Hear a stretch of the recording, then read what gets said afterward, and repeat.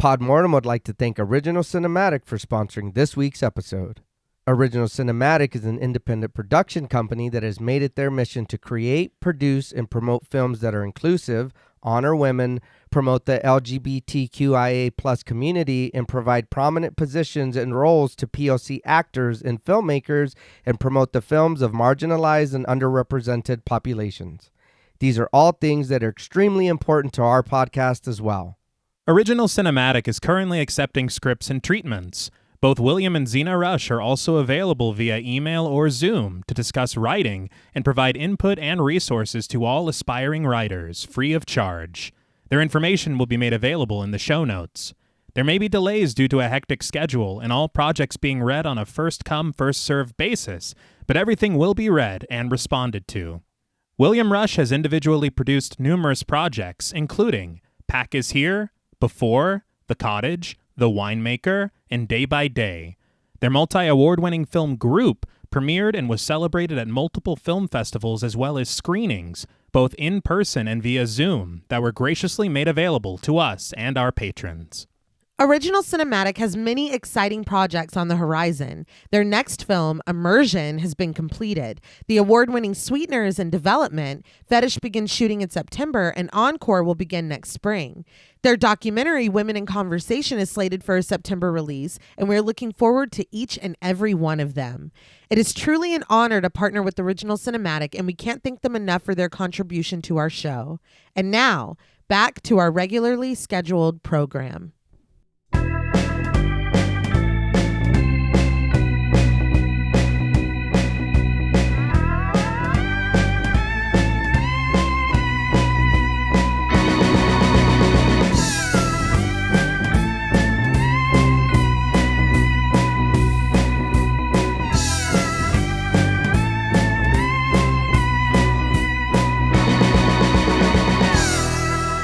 Salutations! Welcome to Podmortem. I'm Reneé Hunter-Vasquez, joined as always by my co-hosts, my husband, and my brother. Hi, I'm John Paul Vasquez. Hi, I'm Travis Hunter-Sayapin.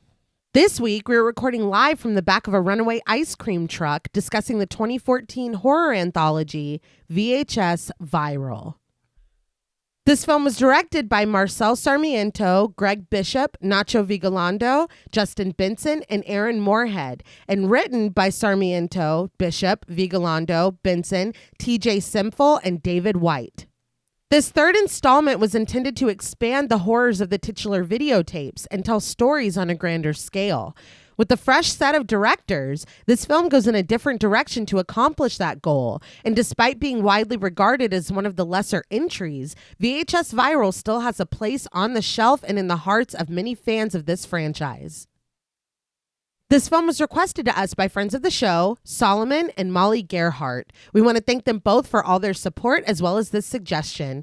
This film was also the winner of our August Patreon poll, so thank you to all of our patrons who participated and voted. If you want to help us pick an episode, join us on Patreon at patreon.com/thepodmortem. So, what did you guys think of VHS Viral the first time you saw it?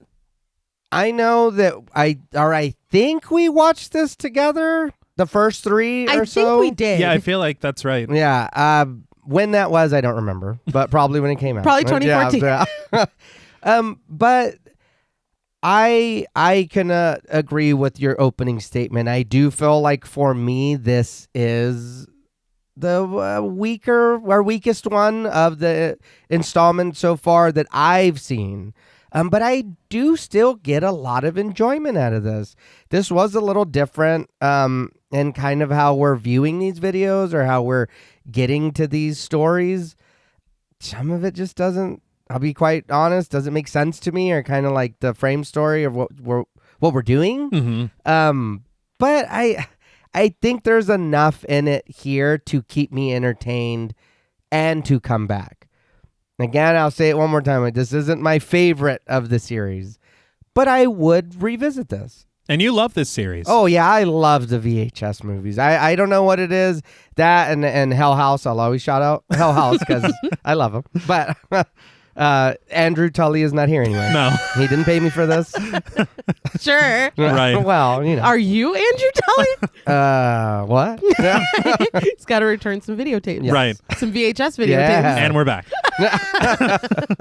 No, I think that you're right. I do remember watching this, I'm pretty sure, together, which I think there was a very special time when we got to do that very often. Yeah. And so these will kind of have a special place for that reason. I could not agree with you more that this is the lesser of maybe the entire franchise. Yeah. And I remembered this was the only one that I never, ever returned to. Okay. And so whenever it won the Patreon poll, I was like, okay, well, maybe I can revisit it and it won't be as lacking as I remember. Right.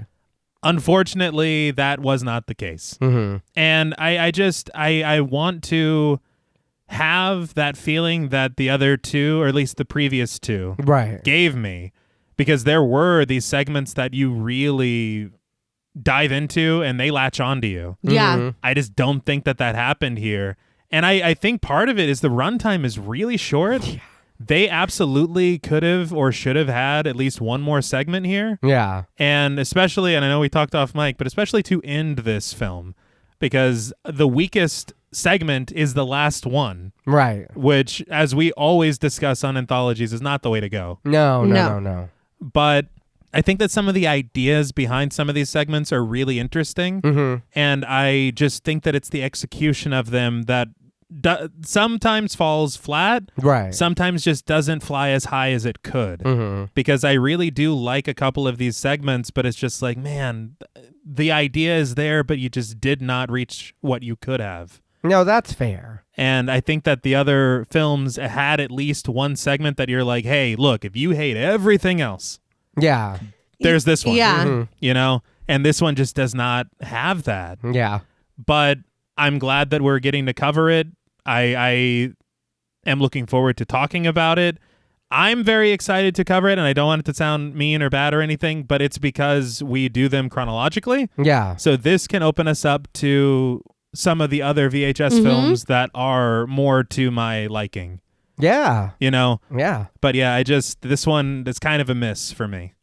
Well, first of all, yeah, we did watch it all together. Check that off. I agree. I will say that the last segment is my least favorite as well.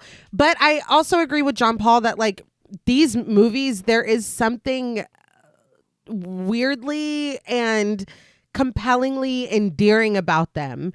So this is, and I haven't seen a couple of the newer ones. I will say, for my taste and what I have seen, this is the weakest one for me as well. But I would watch it again. And there is something about it where I don't walk away being like, that fucking sucked. Like, and I had a very difficult time scripting this. I did not have a lot of fun doing that. But putting it on after I finished, while I'm trying to do research, what little of, research there was to be had. But I'm like, I'm still watching it. You know what I mean? Like, Yeah. And there is one segment that the more that I watch it, the more that I really do appreciate it. And I think that should have been the closer instead, but we can talk about that when we get there.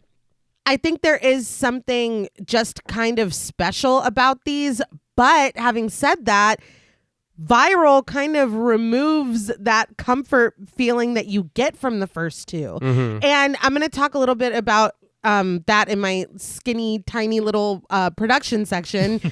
that was kind of the plan all along, was to shake it up and make it different. I kind of alluded to it in the intro too. And I get it, but maybe it's the execution for me. I don't know. I think that we were talking earlier. I do just kind of like that vibe of we are returning to the TV in the living room of this whatever creepy place we're in, whatever high stakes there are, whatever. Like, you watch the video and then you come back. I kind of like that, and I kind of miss that in this one. And it does make it more of a proper frame. Yeah. Yes. And you had said very rightly that that's 2 weeks in a row of films that we've covered where they're shifting away from videotapes. And we don't like it. No. Yeah.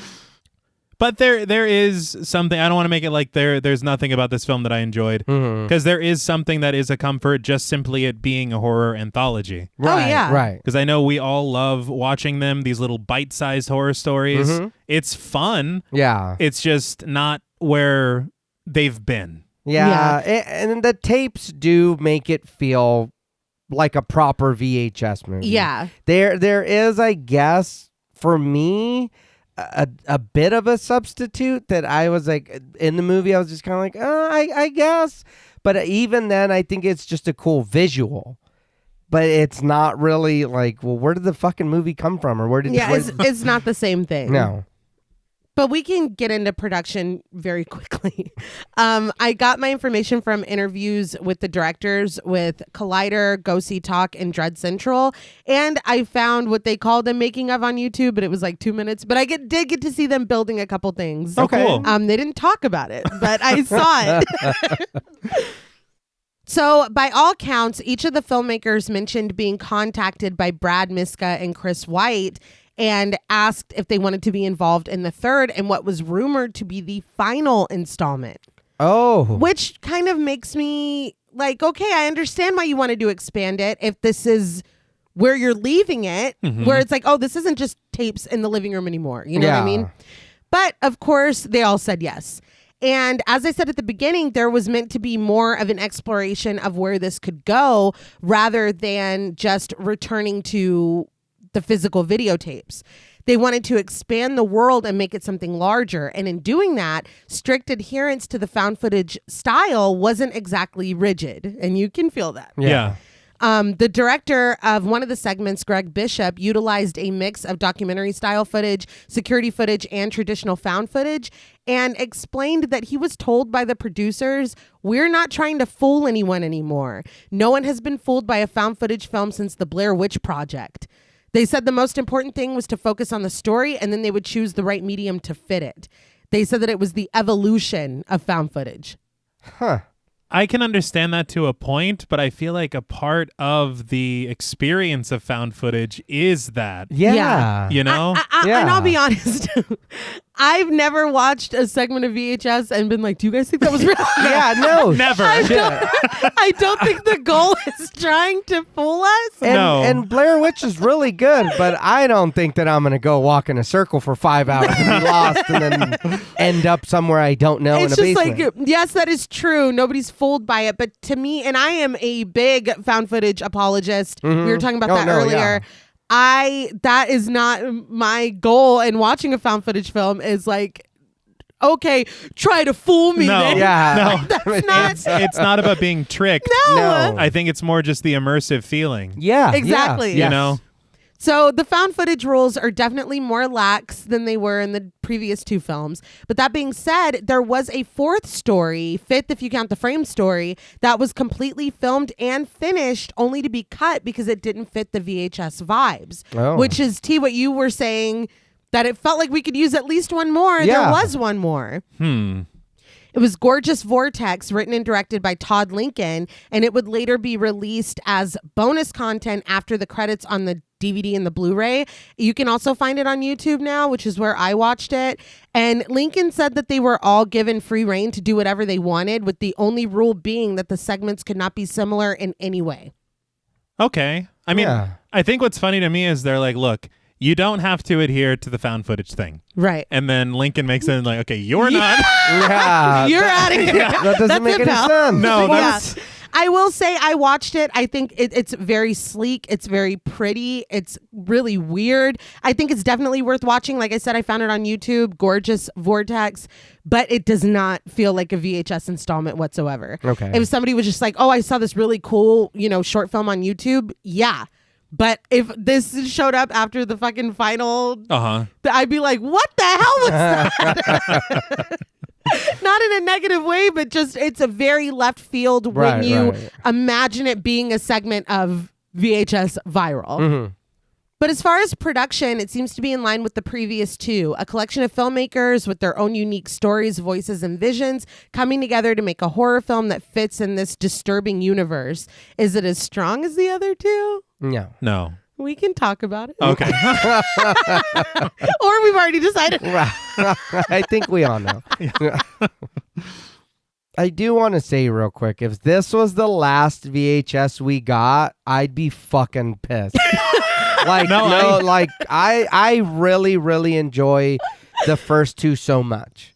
Then getting this, I do, like I already stated, I do still enjoy it. Yeah. But for this to be the last thing to remember VHS? Well, it's like, I feel like T was saying earlier with this like old school anthology rule is you start and you finish strong. Mm-hmm. And it kind of looks you think of Amateur Night. That is iconic for this franchise. You know what I mean? That was our introduction. We're like, what the fuck is this? Yeah. For that to be the opening. And if you look at the trilogy as a whole, it's kind of its own, little anthology in a way. Yeah. Mm-hmm. For that to be the final. No. Yeah, I think it's a little disappointing. And the other thing as well is it's like this is something that has perpetuity written right into it. Yeah. This can be an outlet for up-and-coming filmmakers forever. Yes. So it's really weird to just be like, I think we're done. Why? Yeah, I don't understand. I don't. And if we're evolving, we can do video in any way. Yeah. So... No, it's over. Just like it, this yeah. is the final chapter of VHS. Now, before we upload this film, we would like to issue a warning for spoilers. Pod Mortem is a very in-depth podcast, and in thoroughly discussing horror films, we have no choice but to spoil a thing or two. If you don't wish to be spoiled, please go watch the film, then come back and enjoy the show. If you've already seen the film or don't care about spoilers, then let's hit record. Now, this episode may contain references to VHS and VHS 2. If you haven't seen them, go watch them or listen to episodes 44 and 60 of our show as a refresher. The film opens with The Frame Story, Vicious Circles, directed by Marcel Sarmiento and written by Sarmiento, TJ Simple, and David White. Iris, played by Amelia Ares, looks over a railing as the wind whips her hair and the plaid shirt tied around her waist. She is very much giving like the dead wife in a movie. That was my first note. I was like, so this isn't going to go well? Yeah. When you see it like that, yeah, no. But the videographer, an unseen Kev, played by Patrick Laurie, zooms in on her, and when she turns around, the sun backlighting her smiling face, she asks why they call it a river. When Kevin tells her because it is one, she giggles. He explains that it's dried out now, but he used to come here a lot when he was a kid. Iris insists that it's their new spot.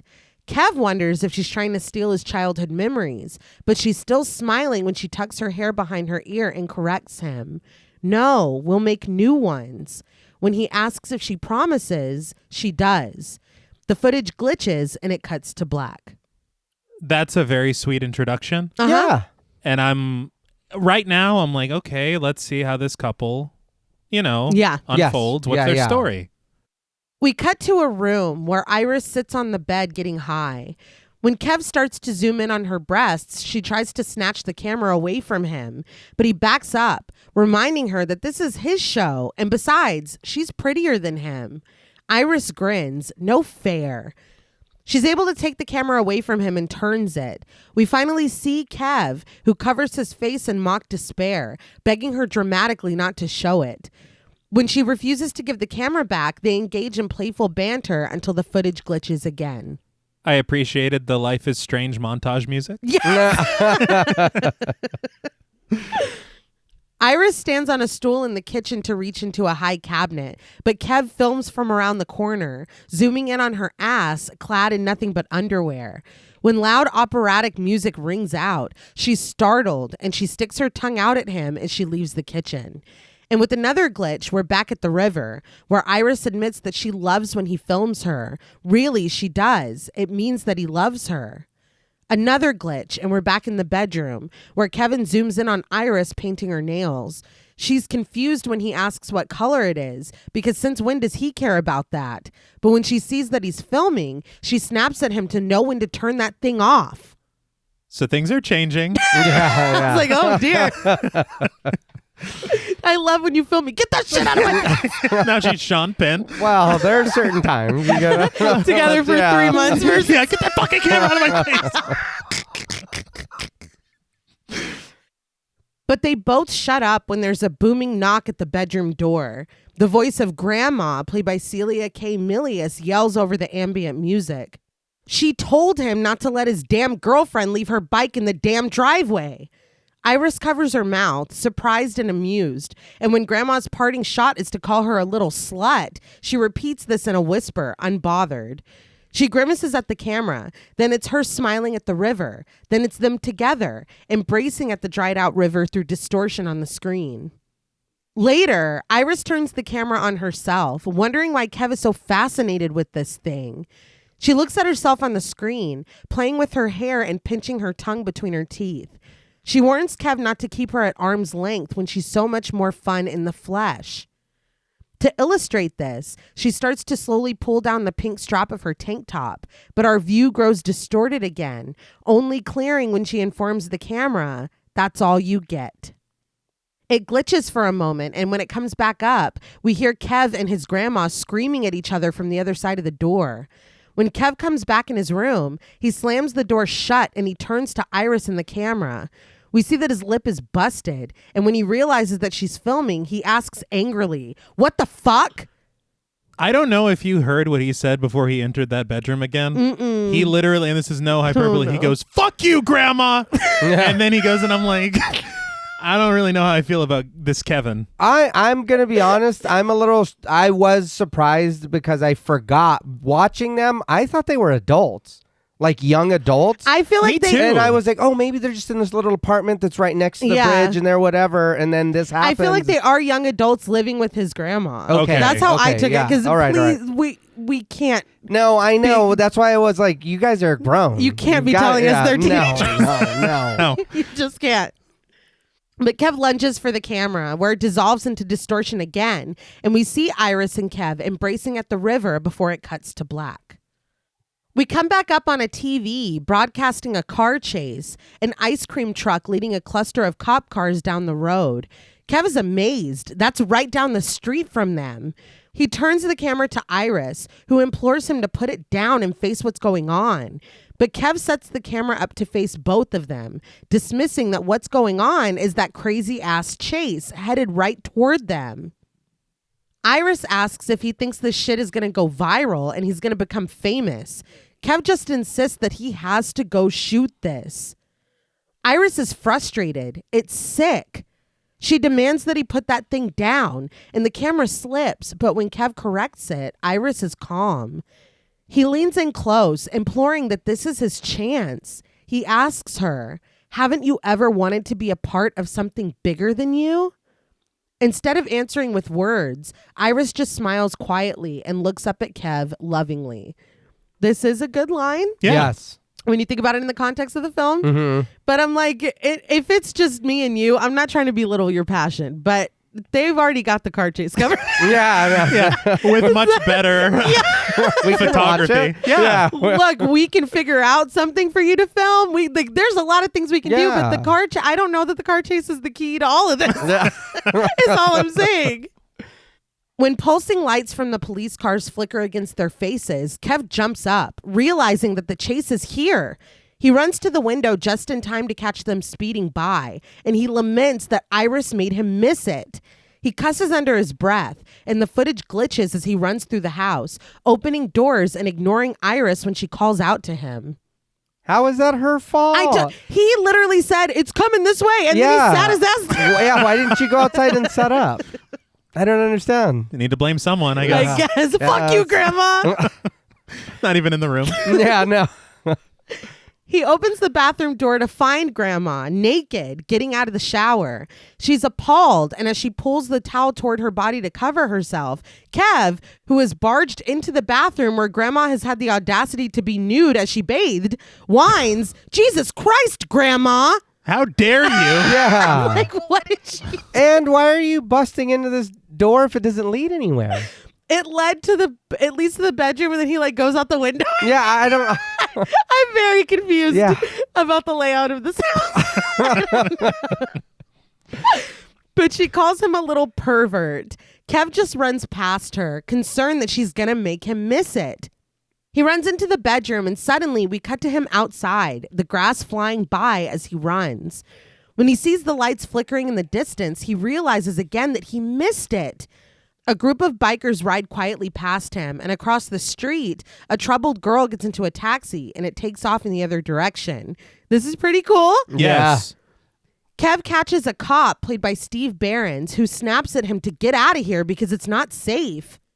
When the officer realizes that he's being filmed, we switch to his body cam footage, which shows Kev asserting that he's on his own property. Back at the house, everything is pitch black, but we hear a newscaster reporting pedestrians out on the street getting their own footage for Twitter and YouTube, which I was a little surprised to hear. Yeah. Mm-hmm. It does date us a little bit. A little bit. These were just the two fighting for supremacy. Yeah. It is kind of wild how much emphasis they put on it. Yes. Yeah. Yeah. It was the wave of the future. Yeah. At the time. Yeah.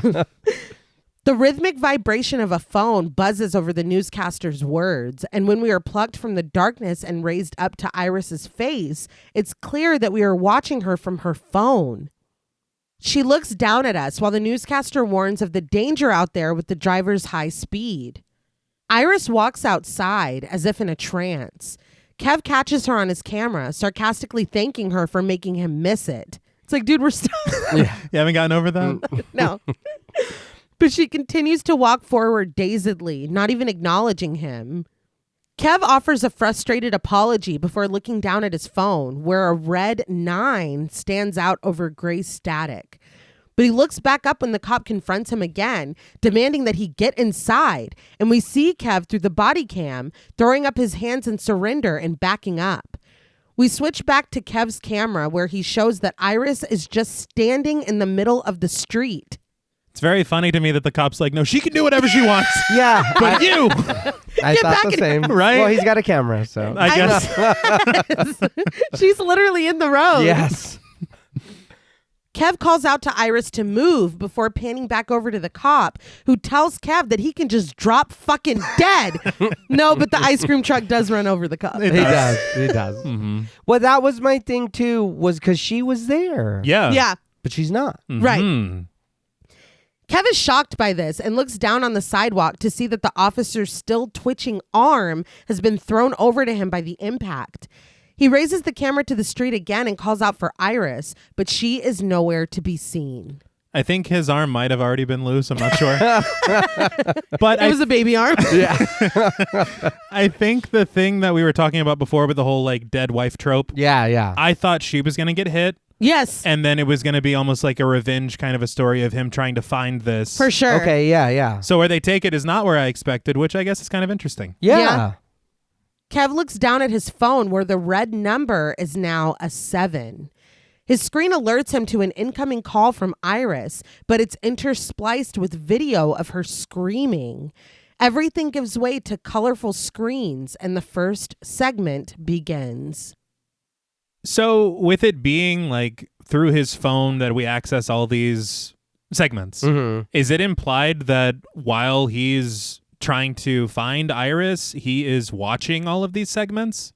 That is what it looks like, at Yeah. least going into this first one. Yeah, that's what I'm saying. I understand that the phones are our screens. We're watching them here. Mm-hmm. But I would have almost preferred them to look up the videos or to, here's another video playing to get from this video to that video. And there's a hidden video somewhere or something, because so they're just happening and he's stopping what he's doing to watch them. Which is, it's like 15, 20 minutes a pop. Yeah. It's like, dude, find me. Yeah. No, yeah. He's like, hold on. This one's just getting good. Is that Houdini? Yeah. But yeah, if it was like almost like the clues for this mystery. Right. And it's a reason why he has to watch them. Yes. Like, yeah, I mean, yeah. that would have worked better because, like we were saying at the top, it is so defined where we're in the frame story, we're sliding in a tape, we're in the tape. Yeah. This is just like, okay, I guess this is the first segment. Like, and it continues like that. Yeah. And then we're just back on the street with Kev. Mm-hmm. Like, I feel like the execution of that is just I don't know, a little lacking. It is, because if we go to like a CCTV or something, like we're just gonna see him standing in the middle of the street or on the sidewalk watching the segment on his phone. I guess you so. stop chasing the fucking truck, or you stop what? It's no wonder you can't find it, dude. It's 20 minutes away now. Yeah, you got to take a break every time to watch this shit. But this is Dante the Great, written and directed by Greg Bishop. The camera in an interrogation room comes on, and Detective Gregory Hughes, played by Dan Caudle, sits down with his back to us. Scarlett, played by Emmy Argo, sits across from him. The detective introduces himself and informs her that he's going to record this conversation. We see this from multiple angles. The camera we've already seen, and black and white surveillance footage from above. Hughes asks her full name, and she gives it, Scarlett K. When asked, she gives her occupation as well, a magician's assistant for Dante the Great. So already, I'm in. Yeah. Like, I love magician shit. Like, I'm like, what story are we going to tell? I was a little like, okay, we're already bouncing back and forth between surveillance footage, and then this is the one that's documentary style. So there are a lot of... It's like, who put this together? No, I know. There's some questions. And I'm the one that's always like, it doesn't matter. But like, there are times when it's like, but we can talk a lot more about that in another segment. Yes. Yeah, I'm like, who did this? That's true. Tully did it. Sure. Tully did it. It's always God Tully. damn it, Tully. With the musical sting, we cut to the outside of a theater where the glowing marquee proclaims this name in huge black letters, Dante the Great. The banner below informs us that the show is sold out. But the inside is crawling with a SWAT team, and we watch from their footage as they creep along, going backstage and gliding their flashlights among the magician's things. A bed of nails, a dummy, a fake and smiling fortune teller leaned back in a chair. I did think it was interesting. Greg Bishop said in one of those interviews that he was inspired by an article he read about the cops raiding David Copperfield's warehouse. Oh, wow.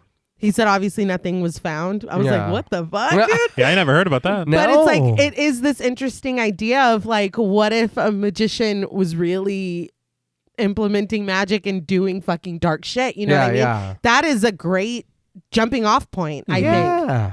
This almost put me in the mind of all the SWAT raids that they did in Jigsaw's place. Oh my God. Because they really gave that place a hard time quite often. It's like, God damn it. But I get it. I'm doing a lot. They needed to. Back in the interrogation room, Hughes brings up the tape that Scarlett brought them. He asks where she found it, and she explains that there's a secret compartment behind the breaker box in his dressing room. We press in on this breaker box, and a hand flings the door open and presses one of the switches. The panel slides away, revealing a handheld camera and a stack of VHS tapes inside with concerning labels: Clay, Vivienne, Amber, Ashley, Zoe, Greg, Lori, Rabbits, Fawn. Scarlett says that Dante recorded everything because he always needed an audience. This, to me, I feel like would have been a much better in when it comes to telling this story. Yeah.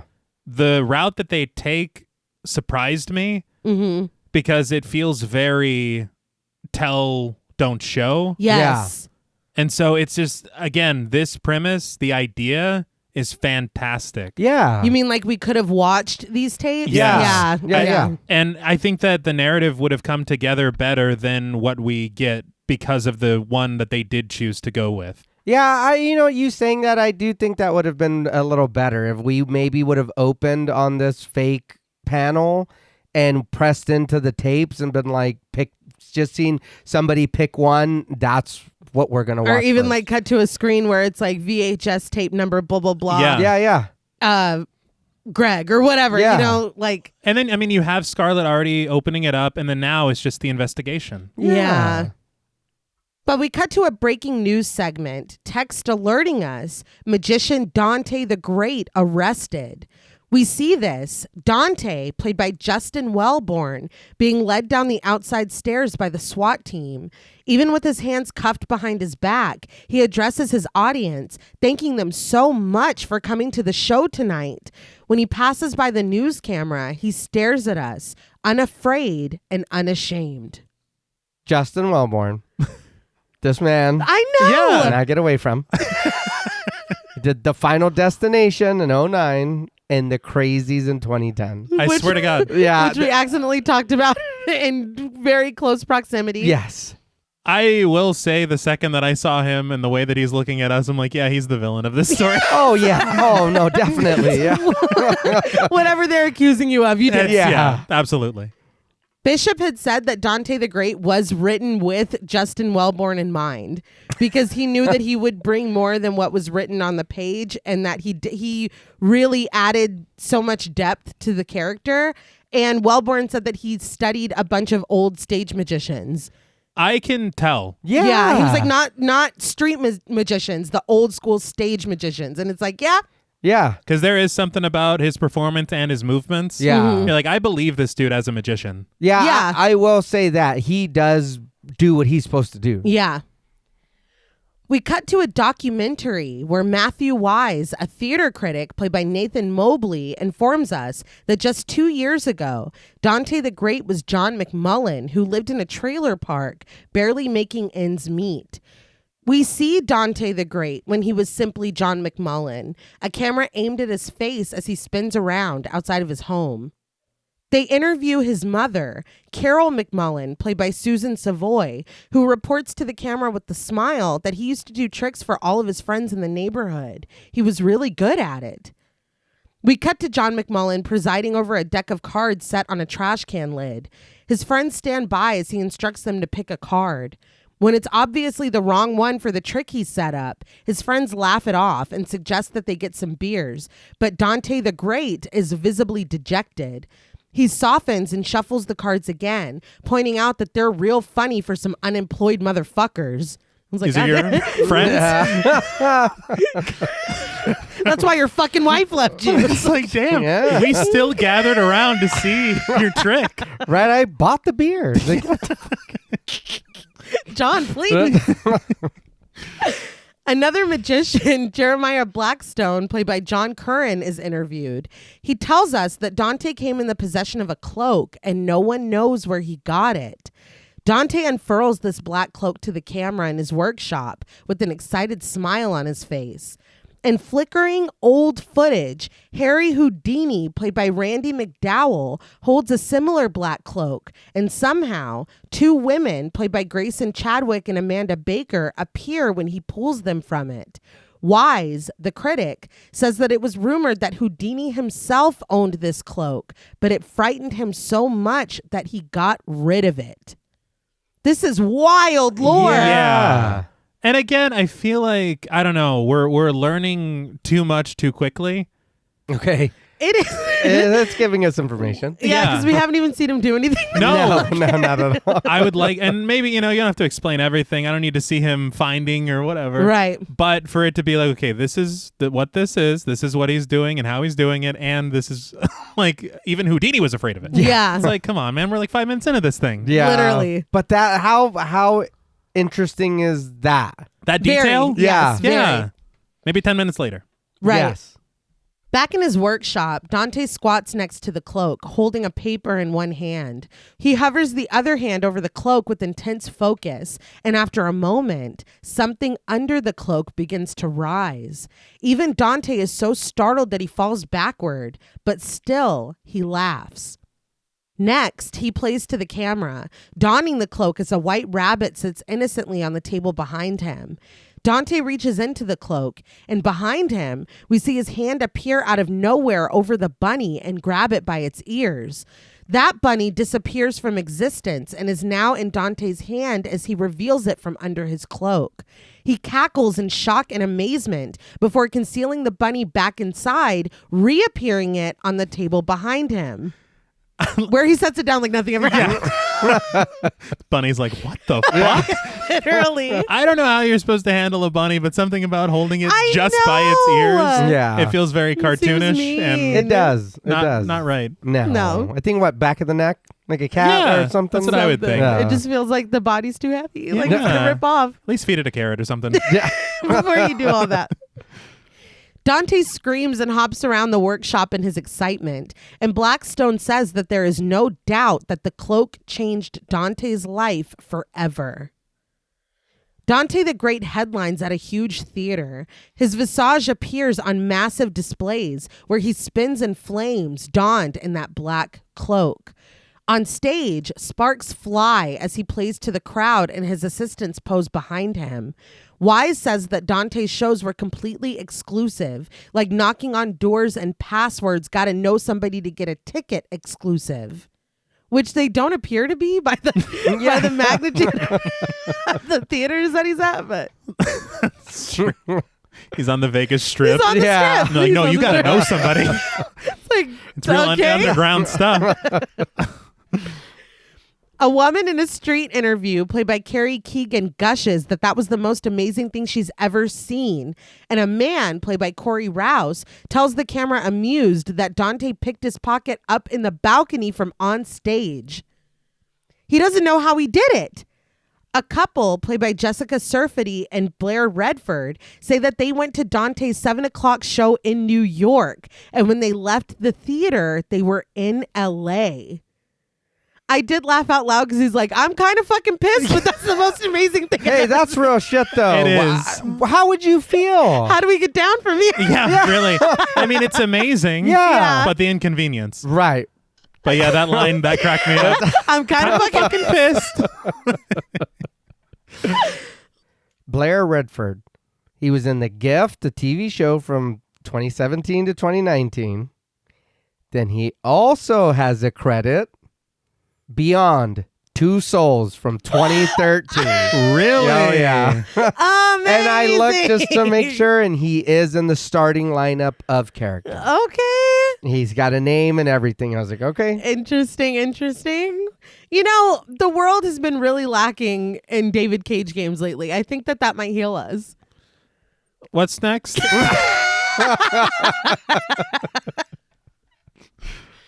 But Wise confirms that Dante's illusions were unlike anything else. On a stage, Dante throws his arms wide and several members of the audience begin to float high above their seats. Their limbs flail in surprise as they hover in slow motion. This was a lot. Yeah. I feel like there has to be a point where in the audience that you're like, okay, I think we might be tapping into something that Yeah. goes beyond illusion. Yeah. You know? Maybe I don't come to another Dante show. Dante the Great himself sits on stage for an interview. He breaks the news that today's magic is dead. If you want to learn a trick, you can Google it and find on Wikipedia how to do it. But he asserts with surety, you will never discover how I do it. See, and this is kind of an issue narratively because it's clear that the documentary has already discovered how Yeah. you're doing it Yeah. all with this cloak. And he's like, It's like, I think it's the cloak he's wearing. In his workshop, he films himself as he lowers down to the white rabbit. He tells it hello before concentrating and unfurling the fingers of his hand. Similarly, the now motionless rabbit's skin unfurls itself, revealing the muscle and bone underneath.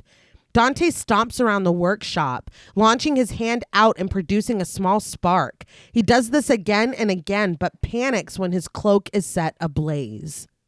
This took a turn. Mm-hmm. It's worrisome. It is. It is because we're kind of like, we pick it up from over there and now it's over here and then we put it back. Like I thought maybe he would put it back and the rabbit would come back. Yeah. But just like, oh no, the rabbit's dead. Yeah. Yeah, I did notice that, and I'll be honest, I didn't before. And then I was like, oh, shit. That's not... Things are getting darker. Yeah. In a news report, a newscaster played by Angie Dillard narrates the footage of the described deadly warehouse fire. Firefighters shoot streams of water at the building, and despite just having been described as deadly, overlapping reports say that no one has any injuries. Well, flames are deadly by... Yeah. Just by On definition. their own. But we cut to Dante, looking worse for wear, wrapped in the black cloak. He stands in the middle of his dressing room, and we watch him both from the surveillance camera in the corner and from the camera he has set up on the tripod facing him. He stretches out his arm again and is incensed when absolutely nothing happens. He screams that there's a show tonight, so why aren't you working? He starts to trash his room, but he pauses when he hears whispers. He tries to listen closer, asking earnestly, "What do you want from me?" But Dante thrashes, his face turning red in the camera and quick shots of his eyes rolling to whites. Finally, he lies on the floor, holding the camera to his face and screaming in pain. As he cries out, Blackstone tells us in a voiceover that the cloak's power comes from what's inside it, but he had to feed it, and it was only hungry for one thing. Thanks for letting us know. Yeah. It's like, open up Yeah. for this spoon. Yeah, seriously. I do want to say, and I think I've said it before on Talk Mortem over on our Patreon. Mm-hmm. See, give me some powers like this, Demon. I'm not too, you know what I mean? Just don't decay my body. And do we gotta eat people? Yeah, Like you can't just eat what I'm eating? No, Yeah. it's all they don't want PB&J. Like it's never that simple. But why can't it just be like meat? Like why can't I just go to the grocery store? That's fine. Like Here's some- Belial?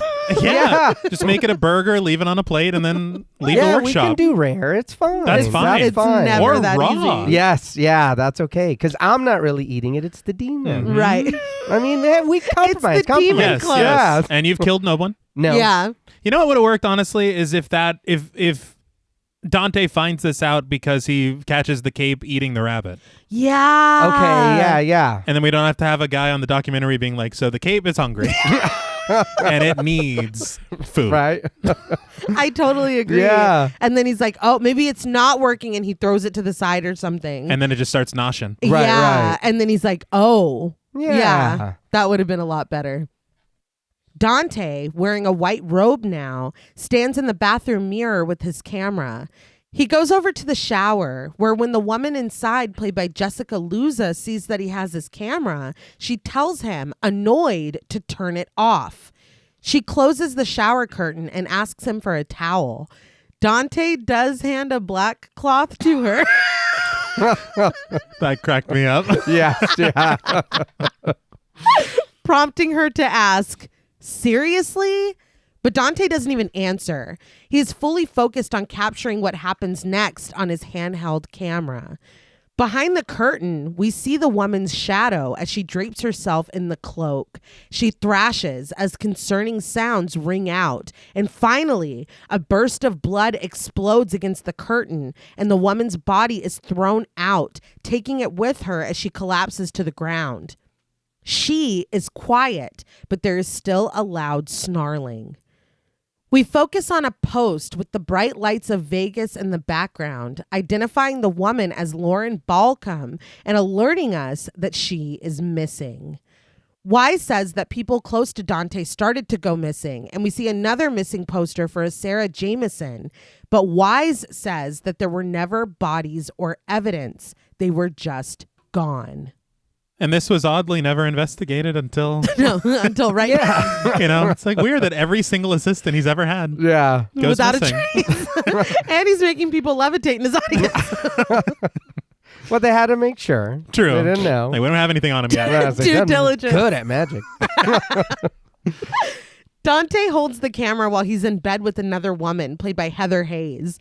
He gives us a knowing look before lowering it, and when it comes back up, the woman is wrapped in the sheets, lying in his bed alone. Dante slowly approaches and sets the camera up. He drapes the black cloak over the woman and lowers his head before backing out of the frame. Dante begins to chant, Yes. and something rises from beneath the cloak. I can only imagine this woman's like, why is he singing the breakdown to Freak on a Leash? But I think that the rising from the cloak looks really good. It does. It does. It looks pretty fantastic. And then you're like, what is in there? Yes. Yeah. I mean, I guess demons got to eat. Yeah. Yeah. But it grabs a hold of the woman and she wakes in a panic, but it's too late. It drags her onto the floor, and as she struggles against it, Dante backs out of the room and closes the door. Back in the interrogation room, Detective Hughes asks Scarlett her first impression of Dante when she met him. She says that when they first met, she was auditioning for one of his shows, and she was really nervous because Dante was her idol. We see her in the audition in Dante's dressing room for some reason. I'm like, why is the audition in here? Yeah. Didn't like that. No. Yeah. But she pulls out a deck of cards, and in her nervousness, she turns and throws some right into Dante's face. They clatter against the floor as they fall, and we press in on her smiling before going back to Dante sitting in the auditorium. He admits in his interview that Scarlett is different. He just knew that they were meant to work together and be great together. We see a clip of Scarlett setting up the camera and then turning to face Dante before we're back in the interrogation room. Hughes asks if she always wanted to be a magician's assistant, but Scarlett corrects him. No, she wants to be a magician. We join Dante on stage, and text on screen reads, Fox Theater rehearsal footage. Scarlett continues that she wanted to work with him because she thought she would get to learn to do all the tricks and illusions. Dante's other two assistants stand by sullenly as Scarlett goes to center stage with him. He opens the lid of a box and sparks fly out. When we cut back to Dante and Scarlett, there are knives hovering midair all around them. Scarlett tells Hughes that no one on the crew knew how Dante did anything, and it was frustrating to say the least. I'm like, can we talk about these knives? What the hell is going on? At a rehearsal? Yeah. Oh, shit. During rehearsals, Dante glances at the camera as he walks off stage, instructing everyone to take 5. But he talks to Scarlett alone, allowing that he knows this can be very confusing to begin with. It takes a lifetime of practice, and she's brand new. He proposes that maybe they could just put all their work to the side tonight. She could have dinner with him. You knew it was gonna... Yeah. Oh, yeah. Scarlett says awkwardly that she's got a thing, but Dante tells her confidently to cancel it. He wavers when she tells him that he is picking her up in an hour. It's like, dude, she's like, chill out. Yeah. Cancel it is crazy. Yeah. In the interrogation room, Scarlett explains to Hughes that Clay is her ex-boyfriend. Hughes asks the last time she heard from him, and she wavers that it's been a month. We see them outside on the theater surveillance footage, and it appears that she and Clay, played by Michael Aaron Milligan, are engaged in an argument. Hughes asks her how her relationship was with him, and she lowers her eyes and admits that he had a temper, but it was okay. They were okay. And I'll tell you, watching this, I thought that this was going to go in a very different way. Right. With her boyfriend and what happens to her boyfriend. Yeah. We cut back to the footage outside of the theater where Clay is trying to go inside the building. When Scarlett grabs his arm to stop him, he turns around and slaps her across the face. He leaves her, sitting on the steps and crying. And after a moment, Dante comes out and sits next to her. Hughes ventures that she wasn't just an employee of Dante's, was she? As we watch them sitting together on the steps and footage of Dante eyeing her while they share the stage together, Hughes questions if they had some kind of relationship. Scarlett answers that they became very close working together. On the stage, Dante mimes tying a knot and flourishes his hands. Suddenly, there's a rope binding Scarlett's wrists together. She laughs, asking how he did that. And after closing the gap between them with a few big steps, Dante tells her that he will show her. He sets up a camera in his dressing room, alerting Scarlett that they're going to film this one because she's getting really close. He counts down, and Scarlett points her fingers. The camera follows this motion to find Dante's wrists bound with rope, and he commends her on her perfect sleight of hand. But back in the interrogation room, Scarlett clarifies wistfully that he was her friend. On the stairs that night, Scarlett lowers her head to Dante's shoulder, and he wraps his arm around her, stroking her hair. When Hughes asks if they were just friends, Scarlett admits, he was more than just my friend. They cuddle on the stairs, but then we pull back from the hidden stash of videotapes. I don't know how we all seen him coming that he liked her. Yes. Yeah. But I don't know how I feel about him being like, no, it's okay. I'm going to take care of you. Come over here. We know what you did to everybody else. I know you said she was different, but... Yeah, but weirdly, I was never worried for her. I thought when in that interrogation, he's like, Scarlett was different. We were meant to work together. Like, I'm thinking cohorts. I'm thinking collusion. Okay. I'm thinking you got a cloak that likes to disappear people, and I got somebody in my life that I want disappeared. Mm-hmm. That's what Yeah. I'm thinking at this point. Okay. For me, it was oddly like we saw him being creepy with her backstage, and of course the audition in the dressing room, which is like, come on. Yeah. But then you see this abusive boyfriend, and you know where it's going, Yeah. and you're like, well, that's a good thing Dante's about to do. Yeah. It's very good. Yeah. Oh, no, that, yeah. Yeah, which is kind of conflicting because I don't know. I want him to be, especially with what we're building him up to be more evil. Yeah. Yeah. Maybe Clay is actually a good boyfriend. Right. Okay. Right. Yeah. And there's none of that stuff involved, but Dante wants Scarlett to himself. Yeah. Right. And so he does what he does. Okay. Standing outside the Atlanta Police Department, Hughes shares that the tapes had evidence of several murders that incriminated Dante and the disappearances of at least 2 of his assistants and Scarlett's ex-boyfriend, Clay. In the surveillance footage of the dressing room, Scarlett creeps to the camera and watches the tape inside. I know that we did get snippets, I guess, that those women were his assistants, but it's funny that Hughes is just like, oh, no, yeah, he was killing people on the stage. Yeah. It's like, oh, okay. Scarlett cries in the interrogation room when Hughes asks if she was aware that Dante was going to confront Clay. We cut back to the dressing room when she answers quietly, no. Dante eyes the camera before backing up, and with the flourish of his cloak, Clay is spilled out of nowhere onto the floor. In the surveillance footage, there is no sound, but Clay points an accusing finger at Dante as he confronts him. But back on the camera footage, we hear Clay's bones snap with a wave of Dante's hand as Clay's hand is bent backwards. Dante demands that he sit, and the bones in his leg break. Clay is forced to the ground. I think Detective Hughes calling this a meeting is a bit Yeah. loose. Yeah. He conjured him out of nowhere. Yeah. They just had a little chat. I don't know what you call that. No.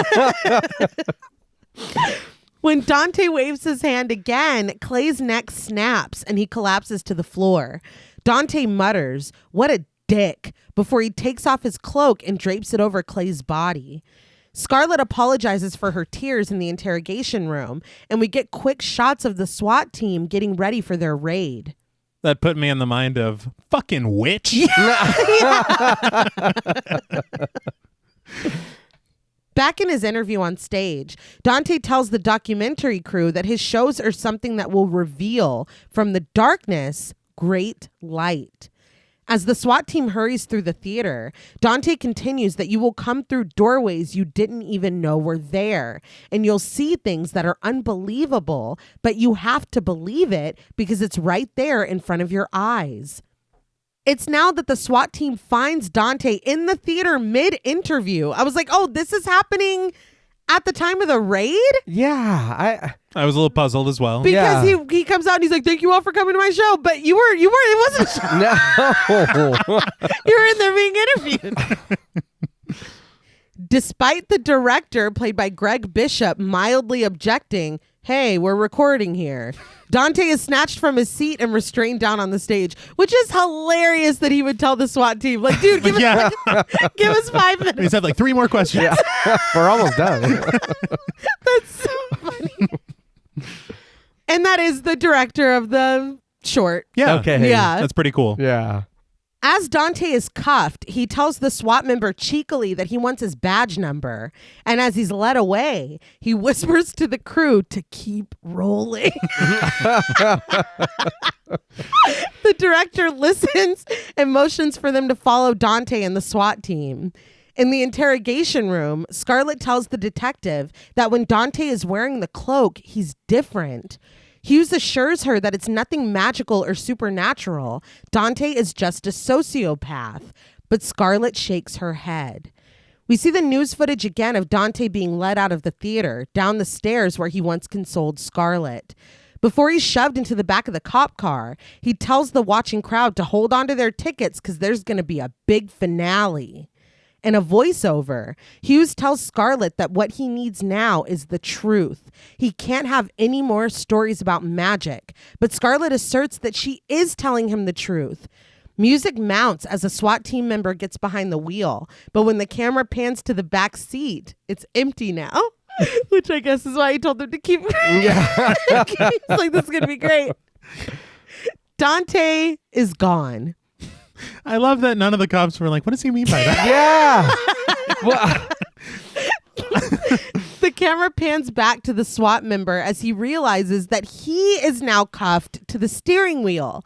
He tries to pull himself free, but he looks fearfully out the window where we see Dante's face reflected. The camera turns to reveal Dante is the one holding it now.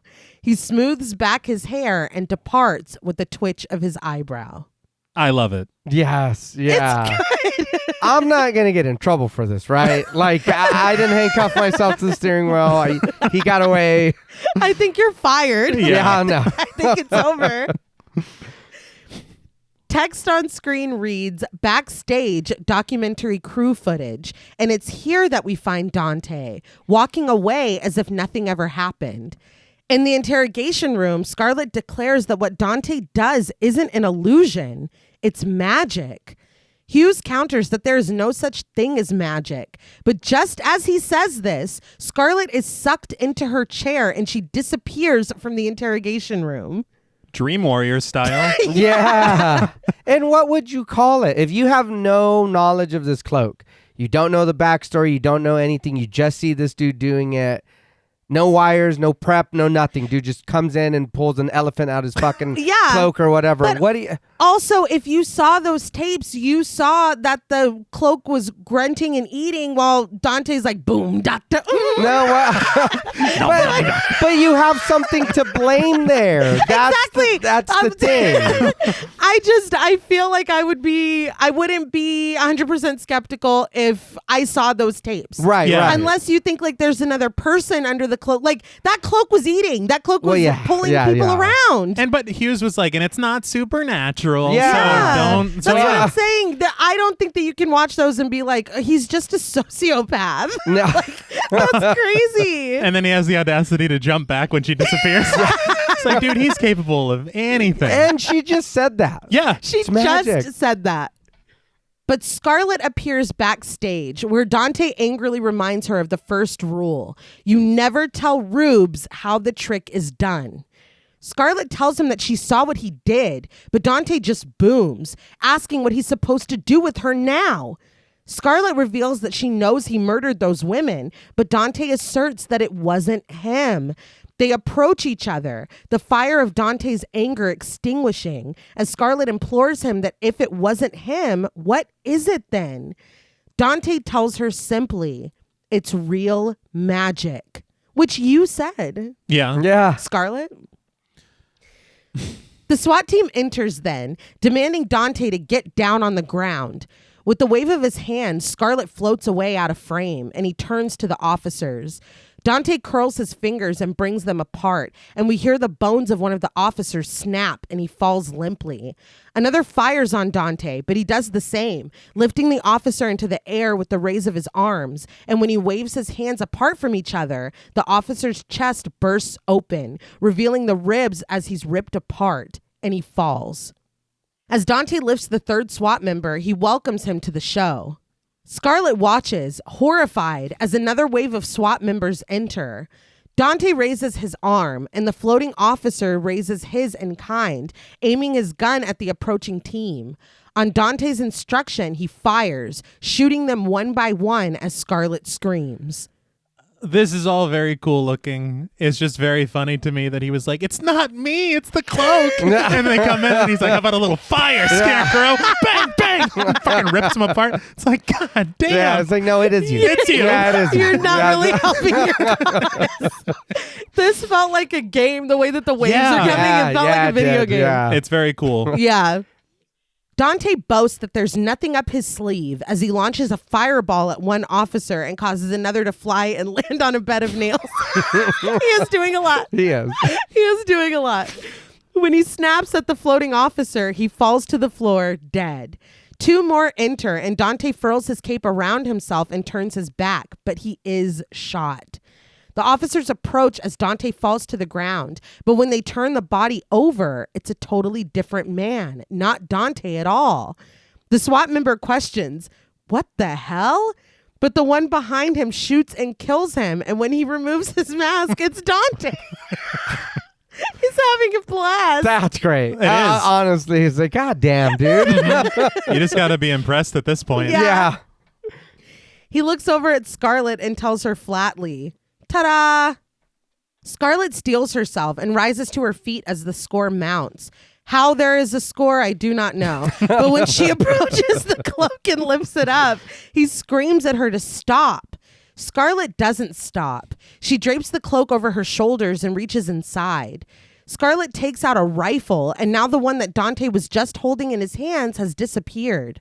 He has another gun, though, and thrusts it at her, demanding that she give him the cloak. He's able to snatch it off of her, but Scarlet holds on. Only for a literal second, though, before Dante tosses her across the room.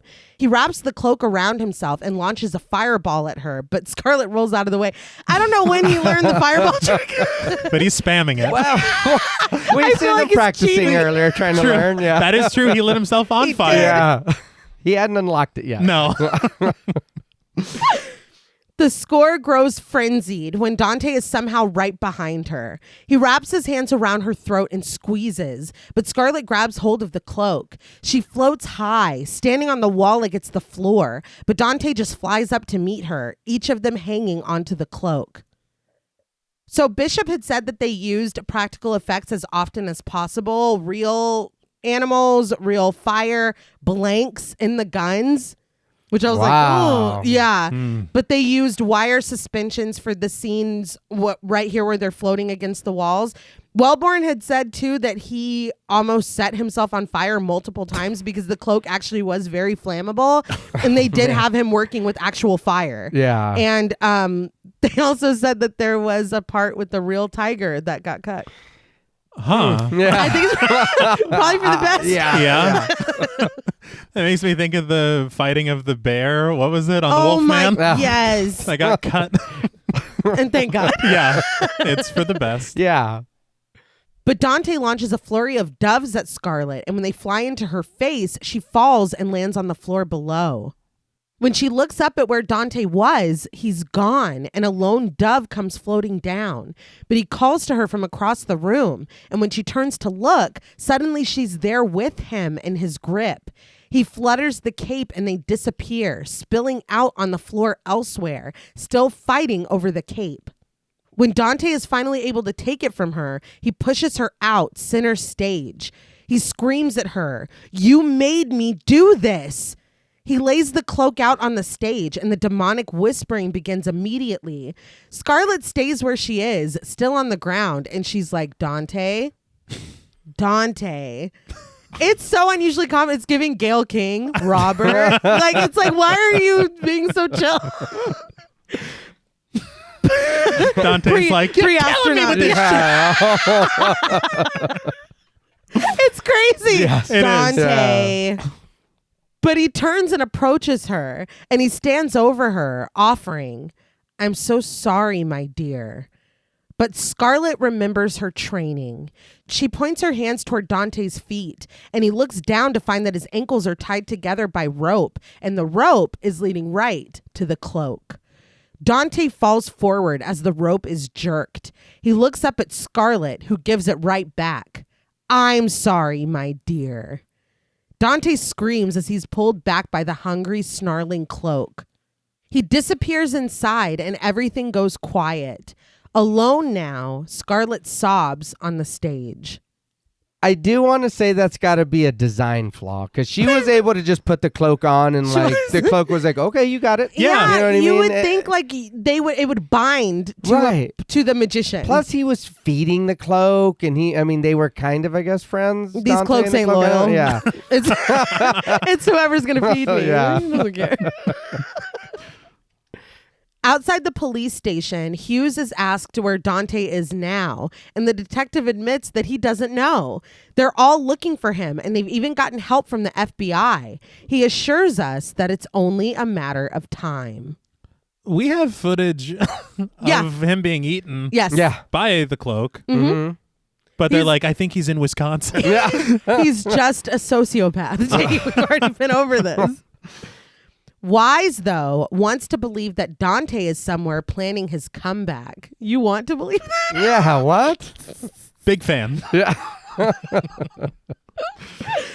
Dante's mother admits that they talked a few months back and he misses her. She says that he's coming because he told her he would visit her, and he always comes home. Scarlett cries on stage, and someone pans the camera over to the cloak, flat and satiated. So somebody was just filming the whole time. Yeah. He said, keep rolling. It's like, oh, if shit. I'm getting paid for it, I'm gonna Right. It's like, we're on the clock. We gotta do what the magician says. Blackstone says that no one knows where the cloak ended up, but we see Scarlett holding a camera on herself in her yard. She sets down a suitcase and opens it to reveal the cloak inside. She drops it in a trash can and sets it ablaze, tossing a photo of herself and Dante into the hungry flames. We do get this from multiple angles, but She's thorough. Yeah. she's really got an eye.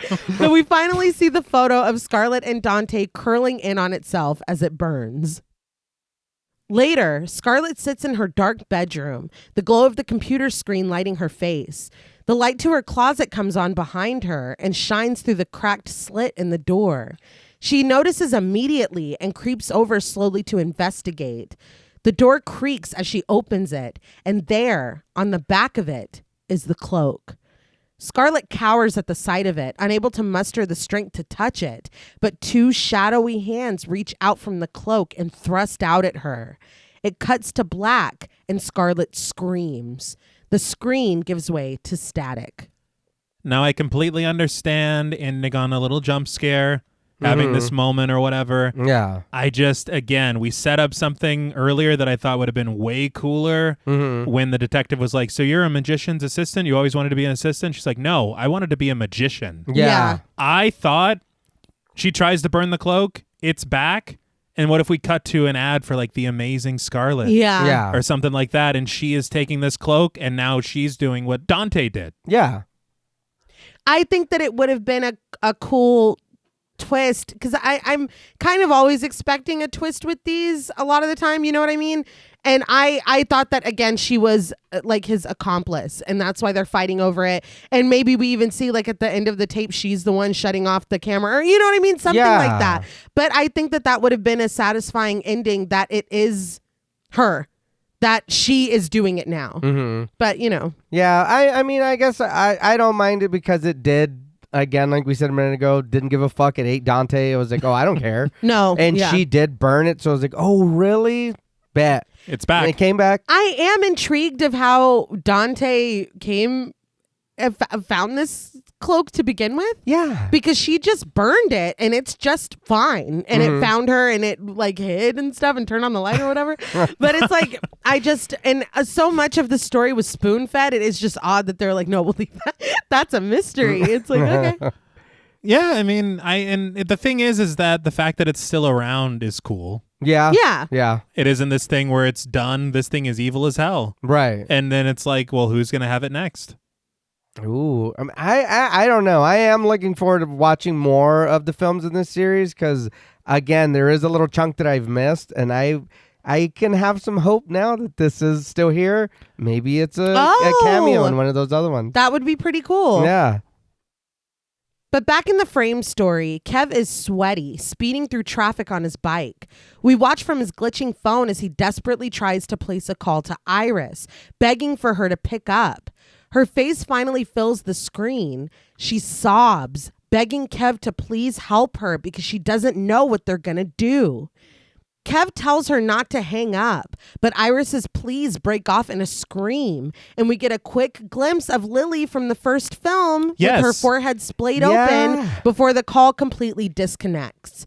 We get multiple angles of Kev's bike speeding through the streets before the screen glitches again. I loved that. Yeah. And I like kind of this hint at all of this being interconnected, those being VHS tapes that we watched, but they're in on whatever the hell is going on. They're in on it now. Yeah. With what is happening now. And in this moment, what I was thinking is, I was like, oh, it's just a little Easter egg. You know, but the way that it unfolds, we learn. Yeah. Yeah. You know? Mm-hmm. But we are suddenly looking up at the face of Spooked Guy, played by Garrett Bales. He's staring down at the screen of his phone, where he also sees Iris's face and quick glimpses of a bloody body. When his friend asks what he's doing and warns that he's going to miss it, the Spooked Guy turns to us, dazed, with his eyes wide as he asks, "Miss what?" Blood is now trickling from his nostril. But they all run across the street to the other side of the bridge, joining a crowd that's looking down below. They all clamor, raising their phones to try to see the ice cream truck. When Railing Guy, played by Ashley Rivers, climbs up onto the railing, people are immediately nervous, but he's not. He boasts, "See you on YouTube, bitches!" He leans further as the ice cream truck approaches, its song twinkling ominously. But when it passes by, the Railing Guy loses his footing and falls, splattering on the street below, where he is promptly run over by the ice cream truck. See you on Faces of Death, bitches. That was hilarious. Crazy. God, Please. Kev narrowly misses hitting the body with his bike as he speeds, still in pursuit of the truck. The watchers on the bridge note him, and we get helicopter footage of the ice cream truck on the highway now. Cop cars are still trying to catch up. Speaking of these cop cars too, Sarmiento said in one of the interviews that they rented 5 cop cars and like made a deal on how much they were going to pay for each of them. But after they had agreed to it, they were told that if they took any turns too fast or messed up the wheels at all, it would be an extra $1,000 fee per car. Ooh. So an extra $5,000. So, which they could not afford. Yeah. So they could only safely go about 20 miles per hour. So that's just how fast they're going for real, is like 20, 25. Okay. They're doing a good job. It doesn't They are. seem... Yeah. I couldn't tell. No. Mm-mm. But BMXers, played by Charles Johnson, Ryan Statz, Robert Andrew Sahlberg, and Brad Collins, surround Kev. They call Kev a little piece of shit for slowing them down, but Kev doesn't care about the video they're trying to make with the GoPro strapped to their heads. That thing took his girlfriend. They tell him to fuck off, but he tells them that the truck is coming back around. It's going in circles on purpose. And those are the BMXers we saw Yeah. right outside of the house. One of the bikers looks confused, but he is somehow snatched up when the ice cream truck circles back around. The biker is suspended from the back as the ice cream truck continues speeding with the cops on its tail. The bikers and Kev are still following too, being extremely quiet for their friend just having been scooped up by the ice cream truck. Pun intended, scoop ice cream. But they are just quietly following. They are. Well, it's good content. Yeah. But we get some shots from the Taken guy's GoPro where we see a hand reaching out from the truck and clutching onto his shirt. He begs for his friends to grab him, but his legs are kicking wildly and his shoes come off. Eventually, his bare feet skid against the passing street, whittling the flesh away. One by one, his friends skid out of control and fall to the street. Kev stops the bike and looks around at their bodies before leaning down to pick up the glitching GoPro.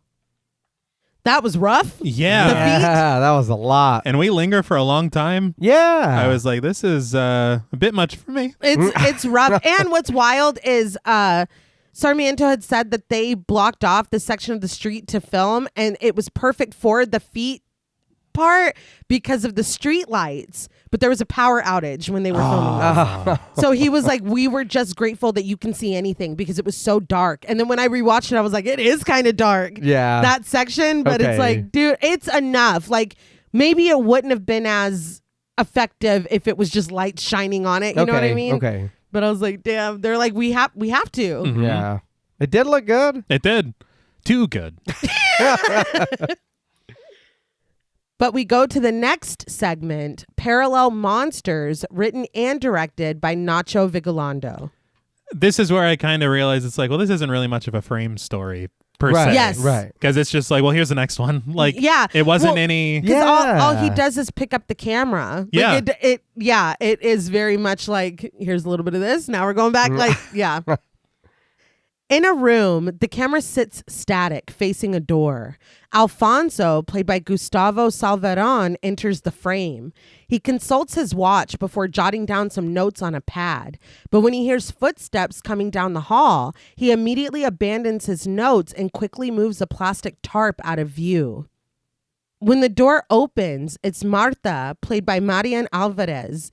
She wears her robe, and when he rushes to greet her with a kiss, she falls into him sleepily, wondering if he's coming to bed.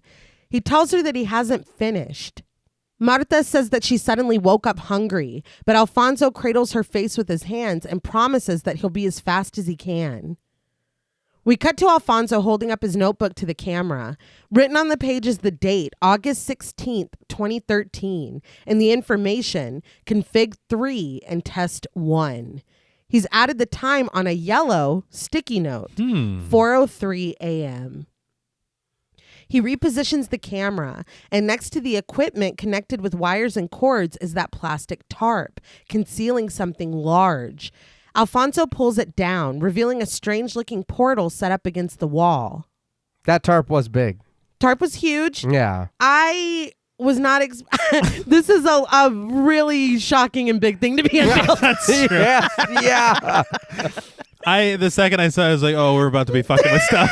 Yes. This is going to be bad. It's like Seth Brundle. Yeah. Alfonso turns it on, and the lights on the portal are illuminated as it begins to hum. When he hits another button, a metal door slides down and clatters closed. Alfonso steps out of the frame, muttering, "Fuck, fuck, fuck, fuck." Smoke begins to seep through the portal. Alfonso picks up the camera and tells us that it is 4:06 in the morning, and he's loaded the third configuration. It means that this time... When the humming dies away, so do Alfonso's words. The smoke begins to dissipate, and finally, the metal door slides open. Inside is another room with the camera set up on a tripod facing us. We bounce between the views of these cameras, realizing that what is inside the portal is an exact copy of the room Alfonso is standing in. Suddenly, someone peeks around the corner inside the portal, sees Alfonso, gasps, and retreats. Alfonso does the same, but when they both gather the courage to peek back over, we see that the person inside the portal is another Alfonso. 2 Alfonsos? I don't know how I would feel about Oh my this. God. I think once the door opened, I would have panic and be like, I fucked up. I I would throw never imagined to get this far. Right. But then to see myself... I understand as like from a scientist's perspective. Oh, no, yeah. It's exciting, Oh, yeah. but it's the implication. Yeah, that's... Yes. There's no real danger. They start to speak in unison, asking if they're seeing each other before one concedes happily to let the other speak. Alfonso is amazed that it looks like it worked, and the other Alfonso agrees that it looks like it. He asks Alfonso's name, and when Alfonso tells him, the other is giddy. That's your name too? He covers his mouth and giggles, but the first shushes him. The other Alfonso does quiet down, but he asks what's wrong before realizing that Alfonso is not alone. As the other creeps closer to the gateway, Alfonso shares that his wife is here. He starts to say her name, but the other finishes it for him. Marta. He realizes with a smile, "You're married to Marta too?" I do... Hold on real quick. Okay. Because that made me think. So if I meet myself and it's not the same name, what does that mean? I don't know. Maybe in this universe. You know what I mean? I don't Is that know. still me? I mean, it looks like me, but you don't have the same name. I don't... So it's parallel, Right. So it's like, I think it would have to be. And we're dressed exactly the same. No, Yes. So he's like, your name's also. It's like, yeah, I went to Men's Warehouse or whatever. It's like, so I don't know. I get the excitement, but yeah, I would just think you're me, right? I would assume. Yeah. We have the same haircut. We have like, Yes, you know. Alfonso grins that their lives really are the same. The other Alfonso takes his camera and approaches his double slowly. He asks if he ever foresaw this happening. They built the same machine and it works the same way. The other Alfonso starts to pass through the gateway as we watch through the view of his camera. But the closer he gets to the original Alfonso, the glitchier the footage becomes. Finally, he reaches out his hand.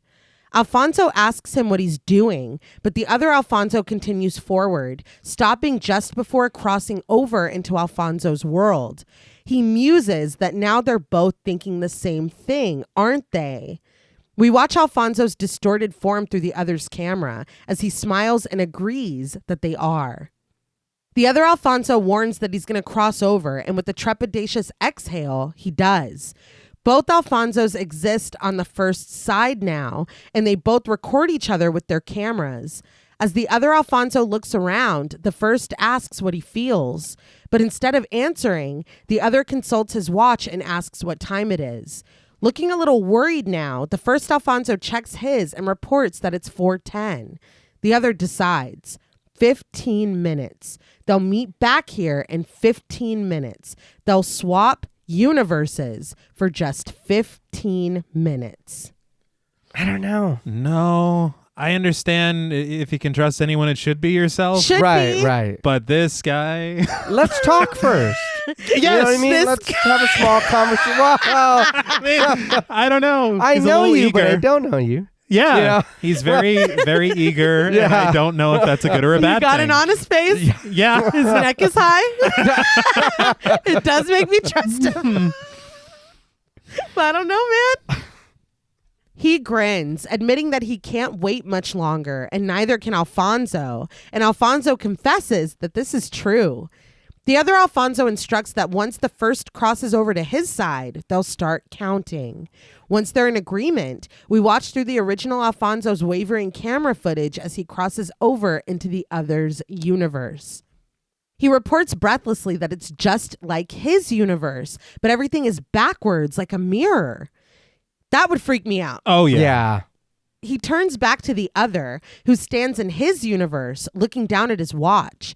The other Alfonso instructs that they are to meet back here in exactly 15 minutes.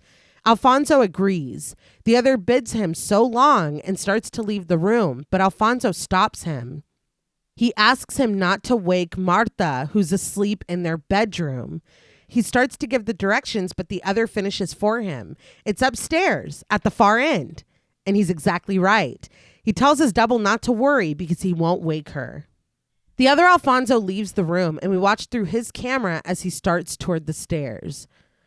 We cut to Alfonso's footage as he switches off the light to the basement and leaves as well. He approaches a set of stairs identical to the one we just saw, but in a mirror image on the opposite wall. He shares that he's walking in the universe next to his, and it's like being in his own home. Everything is the same. He pauses when he sees a framed photo on the wall and realizes this is not the same. Alfonso focuses on the photo where we see lit candles set up perhaps ritualistically. We chose to highlight a different memory. Yeah. In our home. But this is good too. I feel like very quickly are we seeing the differences between Universe 1 and Universe 8? Yeah. Oh, yeah. Yeah. Do you think that would be enough for you guys to turn back? Yes. I'm going to be honest, it would take very little for me to want to turn back around. This would do it. And when we see what he has hung there, it's like, oh, this is the esteem that you put into whatever the fuck this is. Yeah, I maybe me and other Alfonso should have talked a little bit more. Got to know each other. Yeah, I think it's the picture. Yeah. It is that. Yeah.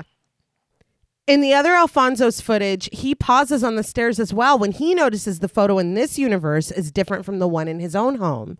It's a framed picture of Alfonso and Marta on their wedding day.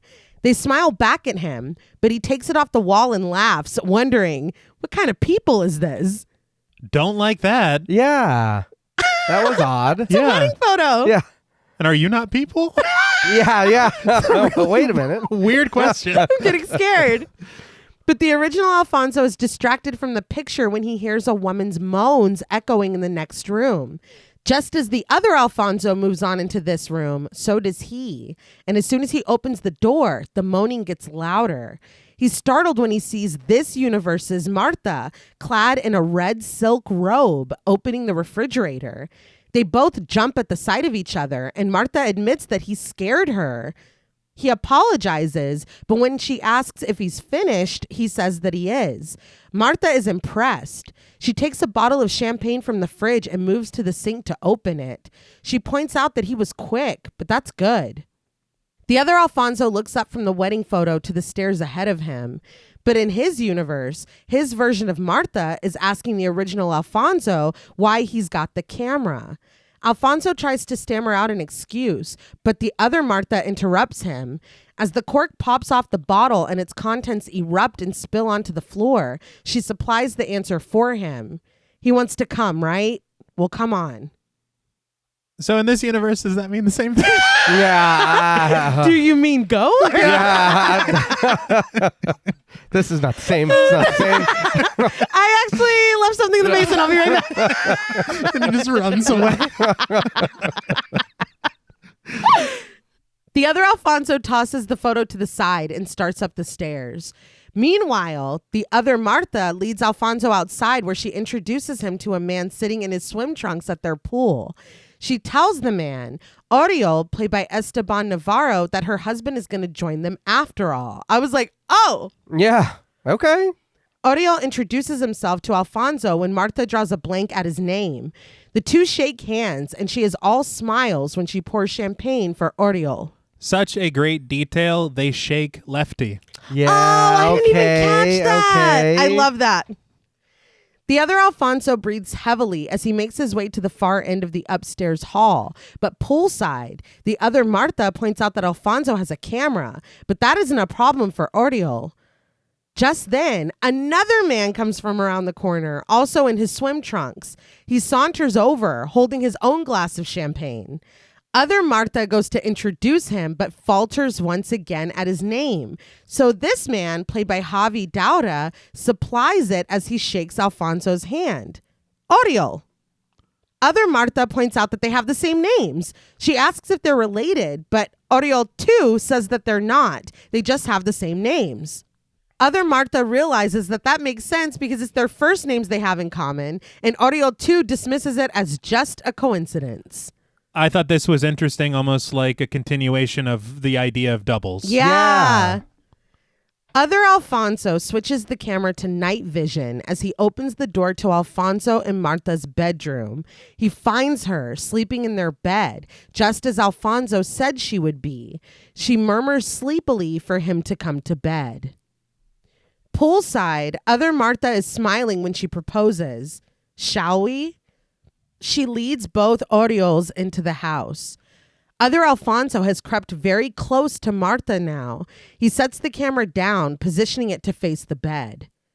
I'm like, the minute he stepped into this bedroom, when he was like, oh no, I know where it is. Like, I'm not going to wake her up. Why the fuck are you in here? I already was like, this is bad. Yeah. Yeah. And the first thing that we ever really talked about, you lied to me. Yes. Yeah. Alfonso records as he follows everyone into the house, where the moaning coming from the TV is even louder. In the center of the living room floor, suspended over a tarp, is a bloody bag, framed at the four corners of the tarp with lit candles. I gotta go back to basics real quick.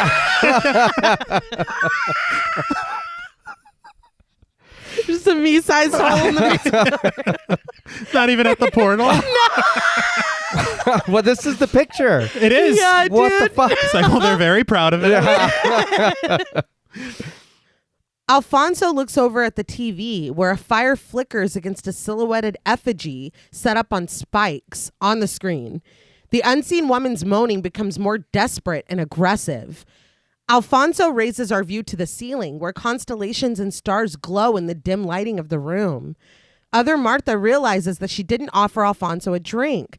And when he looks down at her, we see that she is seated on the couch between the two Orioles.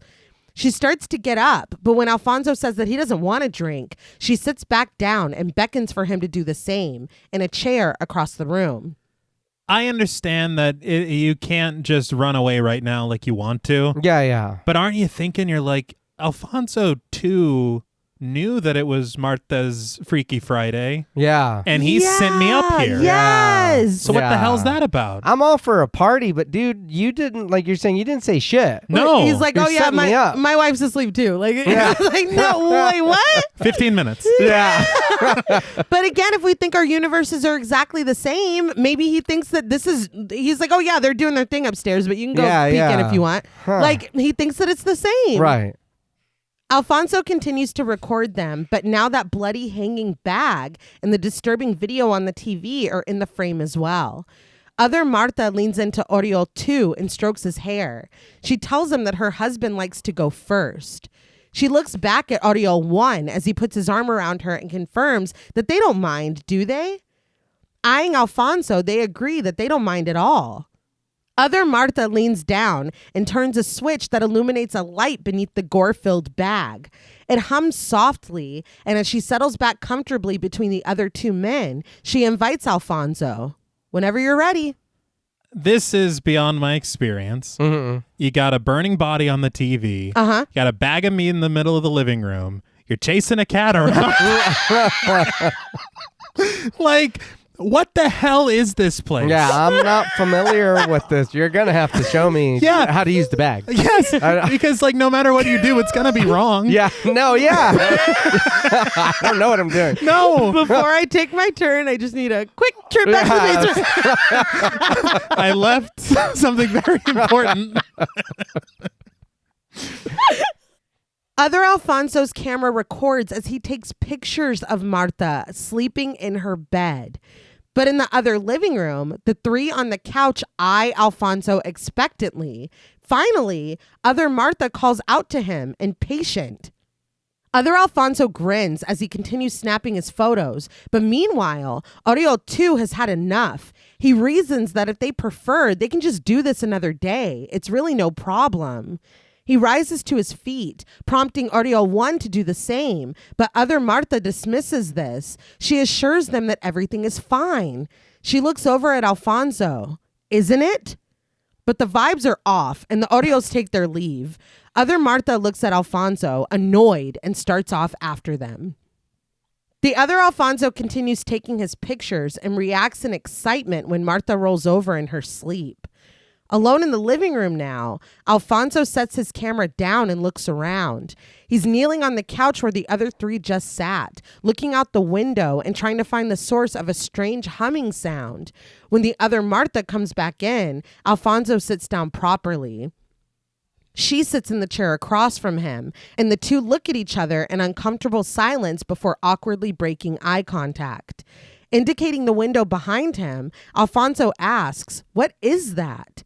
Other Martha doesn't know what he means, but when he clarifies the noise, she asks him, "What do you think?"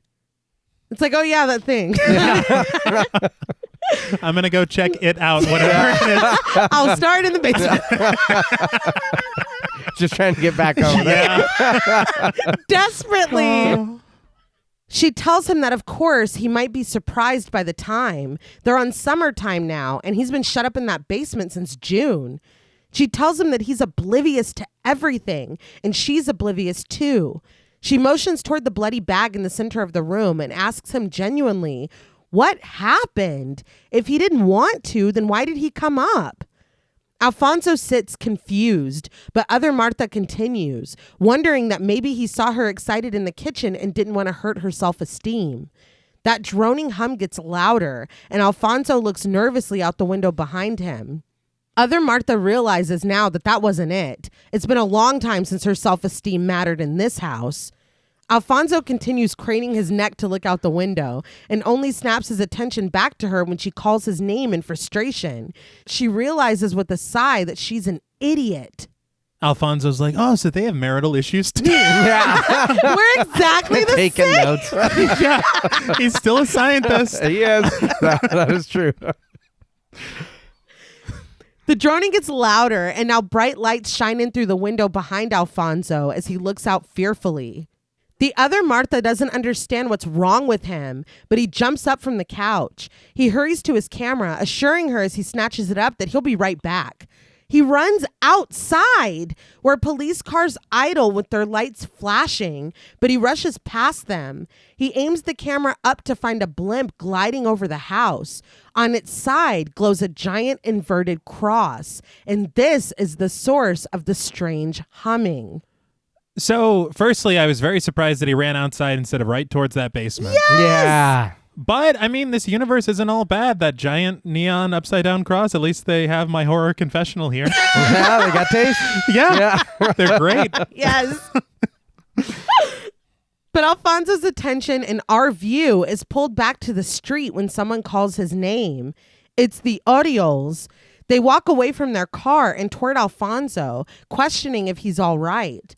Alfonso assures them that he is, but Oriole 2 pulls Oriole 1 closer and whispers to him, I think he wants...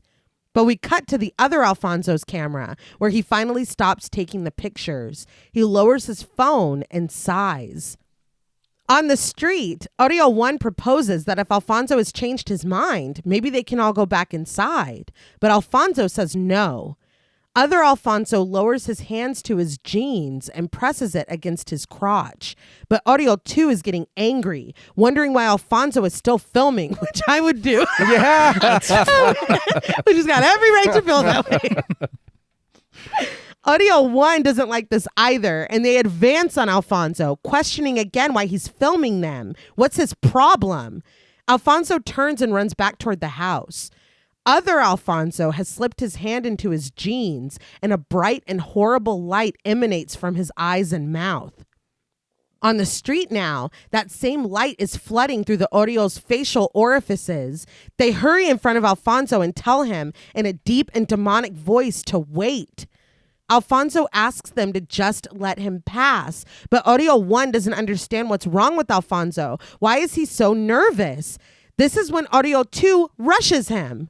Alfonso jumps back. He drops his camera and we watch as he sprints away with Oriole 1 right behind him. Oriole 2 picks up the camera and turns it toward his glowing face. When Oriole 1's booming voice announces that he's got him, Oriole 2 turns toward them. I was like, damn, Alfonso, he didn't put up any fight. I know. Well, your face is glowing. I don't know what the fuck I'm supposed to do. A little discombobulated. It was bad enough, everything else, but when that started happening, I'm like, dude, this is This is beyond. I don't even know what to do. Other Alfonso approaches a slumbering Marta as the Orioles corner Alfonso against a tree. Other Alfonso starts to slide his pants down, while in the other universe, Oriole 1 is doing the same. Something horrific, monstrous, hairy, and slimy juts out from between their legs. Other Alfonsos glides towards Martha's sleeping face, its sharp teeth jutting from its closed mouth. It hisses as it inspects her, and similarly, Alfonso cowers away from Oriole 1's monstrous penis as it does the same, hissing as it inspects him. But suddenly, both of the penises, other Alfonso's and Oriole 1's, open their mouths and shriek. Martha wakes up with a start and Alfonso screams back, but brings down a screwdriver that he had, I guess in his pocket, we find out later. Yeah. But the camera goes wild and it finally settles on the bloody screwdriver as it's dropped in the grass. This took a turn I did not expect. Oh, yeah. Well, we have a major problem now. Like this, I think this is way beyond what I can handle. Yeah, this is worse than the picture. Yeah, oh no. The bloody bag. Yeah, oh no, yeah. Oriole 1 and probably his penis too scream, but Alfonso snatches the camera up and runs back to the house. He runs into other Martha who wants to know where he's been. He's panting, but he doesn't respond. And after looking him over, other Martha wonders calmly, is that blood? She wants to know what happened before piecing it together. She says that she heard the boys shouting outside. What did he do to them? Annoyed, she tells him that if he wanted to do something with them on his own, he could have just said that. She grins, realizing that he's been filming. Has he been filming it for them?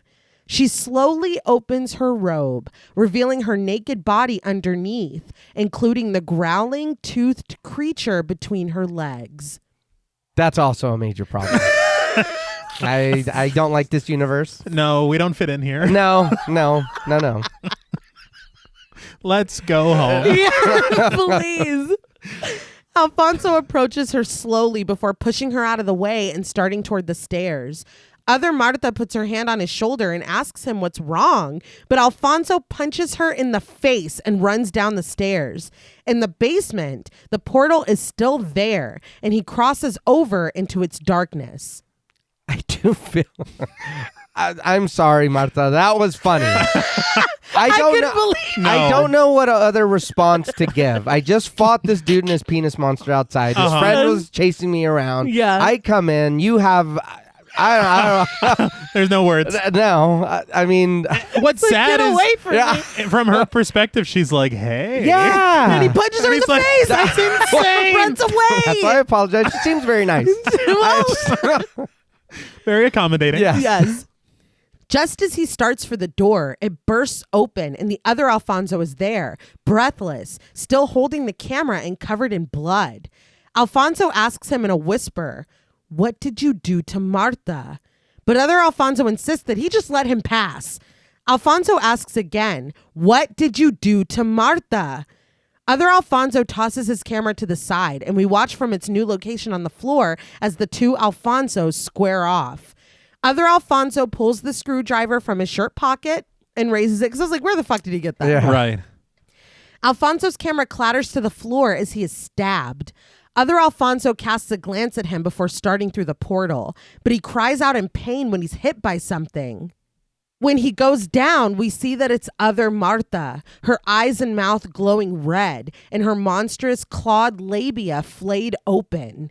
Other Alfonso asks his wife what she's doing, and she answers him in a deep and demonic voice, "Exercising my right to execute the law on domestic violence in the home." I will say, no matter, this is a demon world, whatever, they've got morals. Right. Oh, yeah. See, so Yeah. there's a couple things that Yeah. maybe we could take from I this. would Oh, yeah. Oh, no, yeah. We can implement this Yeah. for sure. She pulls her husband's head toward the vicious vulva, and he is engulfed and pulled toward the fanged vagina inside. As other Alfonso screams, Alfonso finds the strength to reach out and pull the lever, forcing down the portal's metal door. A white light glows through, and a low humming drones as smoke seeps out. Alfonso backs away, and we see now that the screwdriver is jutting out of his knee. He screams in pain as he tries to pull it out, but he quickly abandons this and calls for his wife instead, his cries becoming louder and more desperate when he doesn't receive a response. When he finally looks away, Marta stumbles into view, streaked with blood and gripping a knife in her hand. She creeps up on her husband, and as soon as he sees her, she brings the knife down, stabbing him in the chest again and again as she screams. The footage glitches, and it cuts to black. Please just, ask who I am before you start stabbing. I can show you, prove you who I am. That's what I was going to say. You know what it looks like. I've never seen that before.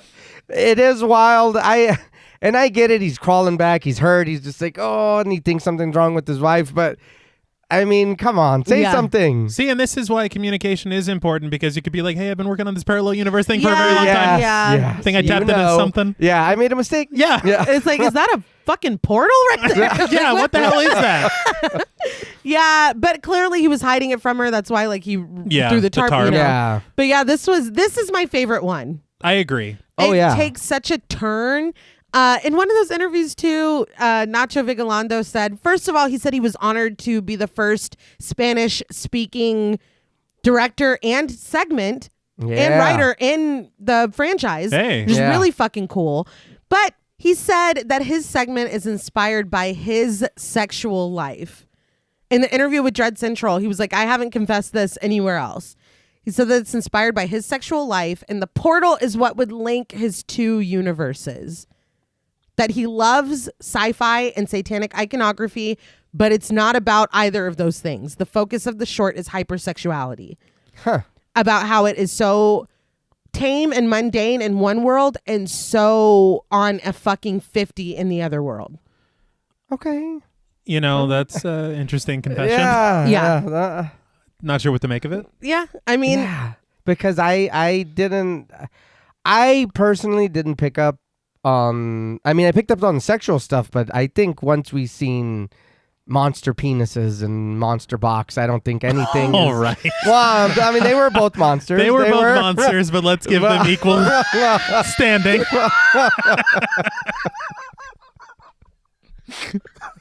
Well, But no, I don't understand how that translates to your, like, I don't feel anything personal from this at all. I mean, who knows? Maybe he has been through both parts in his life where there wasn't any, and when there was like maybe an unhealthy amount, like who knows? He was like, I'm not going to describe it further, and I was like, okay, All right. like you don't have Well. to. He's like, I have a But parallel he did- universe in my basement. Don't go in my basement.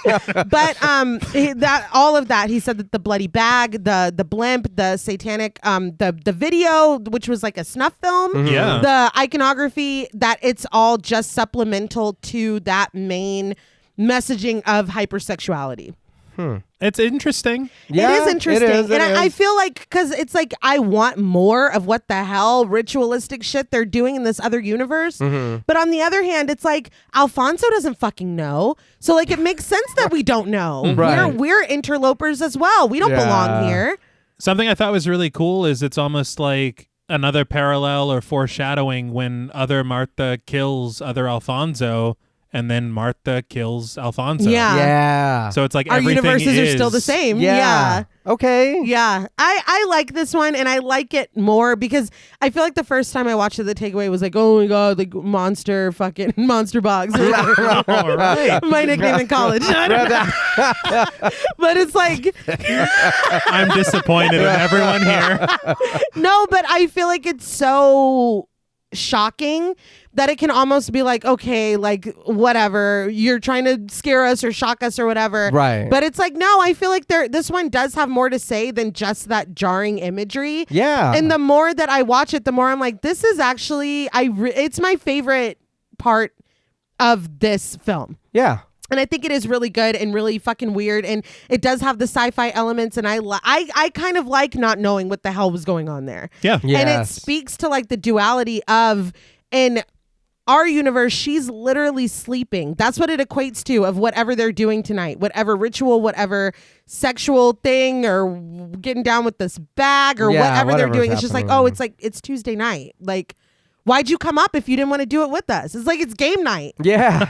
Like, it's a really intriguing. It's a cool little short. I do feel too, this one does fit very good with the franchise. True. Of Yes. what it is. Because Yes. this is, we're dropped in this story, we see how it progresses, it ends, and then that's just it. Yeah. It's just a weird, what the fuck did I just watch? Yeah. And I feel like kind of the coolness of the story itself can be a little overshadowed by the visceral reaction you have to seeing these. And he was like, are they monster genitals? Are they genital monsters? And it's like, it's both.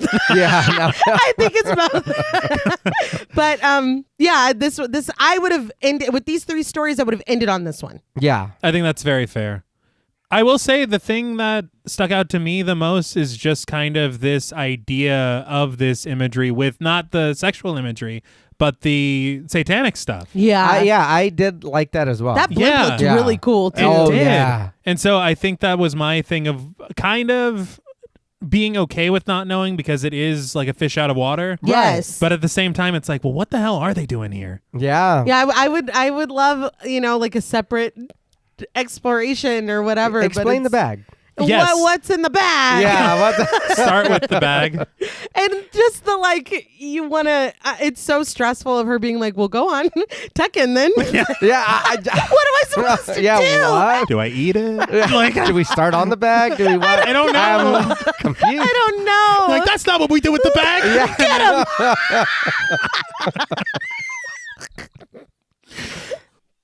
Back in the frame story, we watch from helicopter footage as the ice cream truck continues its chase with the trio of police cars trailing behind it. The newscaster reports that there may be a hostage situation now. Which what? Yeah. In Kev's POV, he curses the stupid little girl's bike that he's riding. And when he realizes that the truck is turning around again, he pleads that this can't be happening. A bike is what you do with it. Yeah. So when he was like, stupid girl's bike, it's like, man, Kevin's a loser. It's a bike, dude. Yeah, it's It just might a be bike. on After a look up at the helicopter's glowing lights in the dark sky, the footage gives way to a backyard party. We float low through the party, catching glimpses of the barbecue, of discarded plates and cups, a shirtless man with his entire chest tatted in a face. He drops his plate, losing a half-eaten hot dog to move his belly around for the camera. Terrible tattoo, by the way. Yeah. Carolina, played by Angela Garcia, warns him not to make fun of his brother, but he's not worried. The camera pans over to his brother with the bandana tied around his head.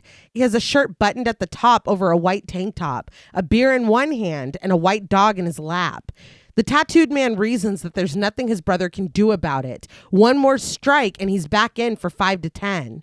His brother, Uncle Alberto, played by Chad Guerrero, looks at him dourly as he demands that Carolina make him a burger before he gives her some matching eyeshadow. The tattooed man says that. Not Uncle Alberto.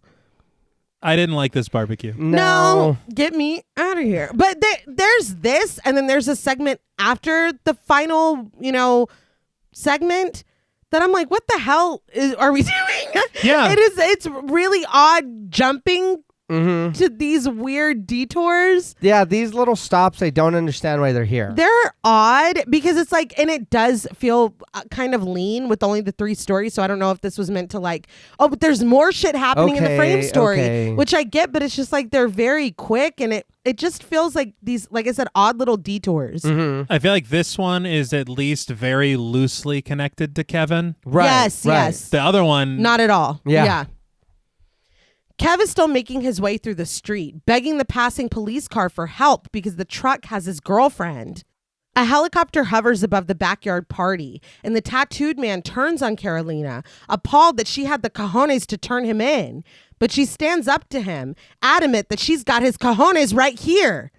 The partygoers look up to the sky at the helicopter, with Gabriella, played by Val Vega, demanding to know who that is.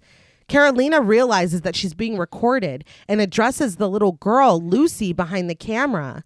When she asks where she got it, Lucy explains that her dad has a whole truck full of them, and Carolina tells her firmly to get rid of it. But Gabriella realizes that one of the people at the barbecue has an ankle monitor. She's furious that he brought this to her uncle's house. She pleads with Uncle Alberto to do something, but he just takes a sip of his beer and tosses the bottle into the grass, still cradling the dog on his lap. The music begins to warp and the camera glitches as everyone looks around uneasily. Kev continues to pedal his bike, repeating that he's just so sorry. But at the barbecue, utensils are snatched up as weapons, and Alberto eyes the tattooed man as he advances on him, armed with a barbecue fork. The entire screen glitches and cuts to black, but when we return to the barbecue, everything is silent except for the low generic music and the blaring of sirens. The barbecue fork now sticks out of the top of the dog's head. Blood runs down its white fur, although it blinks and sits unbothered. Yeah. Like it's gonna be fine. it's like, I think I'm all right, Uncle Alberto. The guy tastes kibble. Does anyone else taste kibble?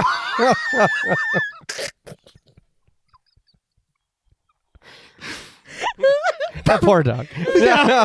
That's the bottom line. Yes. Poor dog. He's fine. Yes, He's fine. he is. Uncle Alberto roars as he rises on his feet and tackles someone, beating him savagely.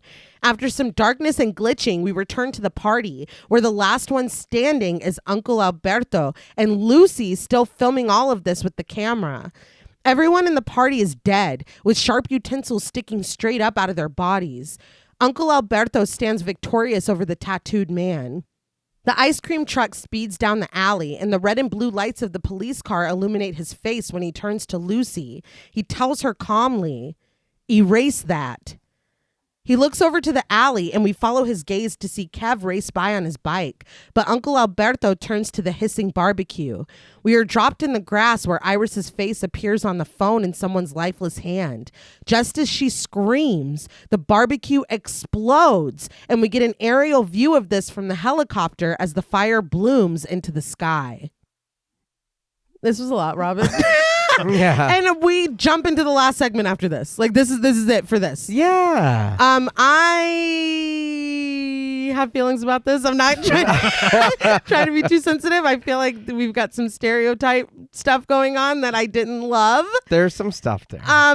But it's spreading. Yeah. If that's the point. It's spreading. It you is. know?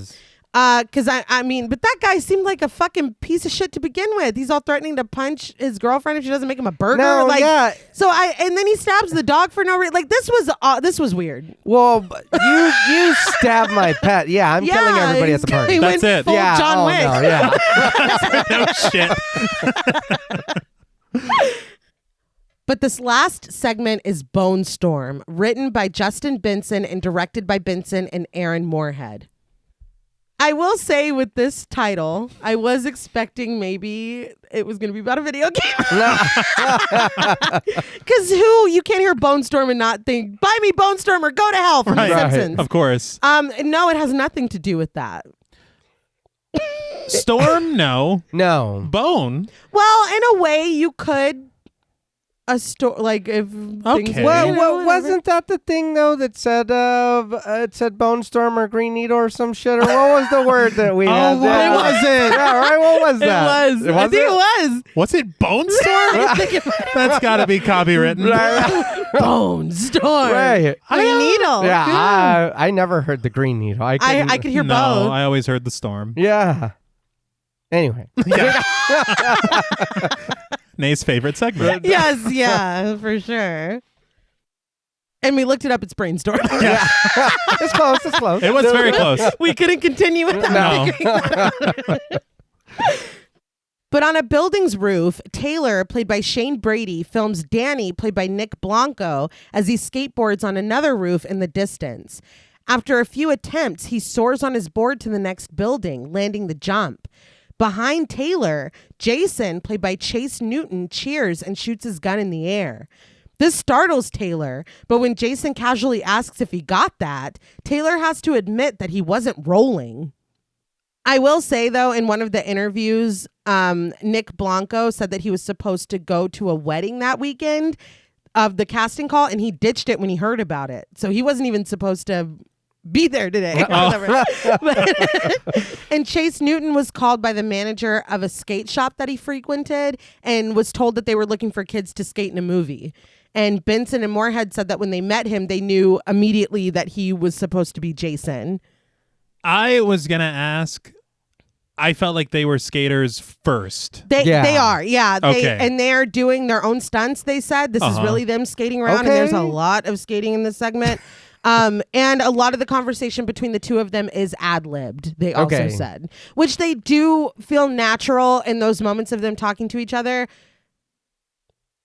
But the other... uh-huh. Yeah, moving on. But Jason is annoyed, reminding Taylor that his Craigslist ad said he knew how to operate that shitty-ass camera. And Taylor shoots back that Jason's ad said that his skating didn't suck dick. It's like, what are we doing here? So this is a job? We're not friends and hanging out? Like... Yeah, and even if I'm bad at what I do, I hired you to film me being bad. True. No, you don't need to like... Yeah. You don't need to critique. Yeah, I know. A man... I know. It's like, I'm trying to get better. That's what the filming is That's for. what you're here for. Yeah. I'm going to refer to these tapes. A man, played by Yael Dooley, steps out onto the roof to tell the boys that they're not allowed to be up here, but they just brush him off, telling him to go back to his house. We heard a gunshot. Yeah. And he's like, excuse me, you're not allowed to be up here.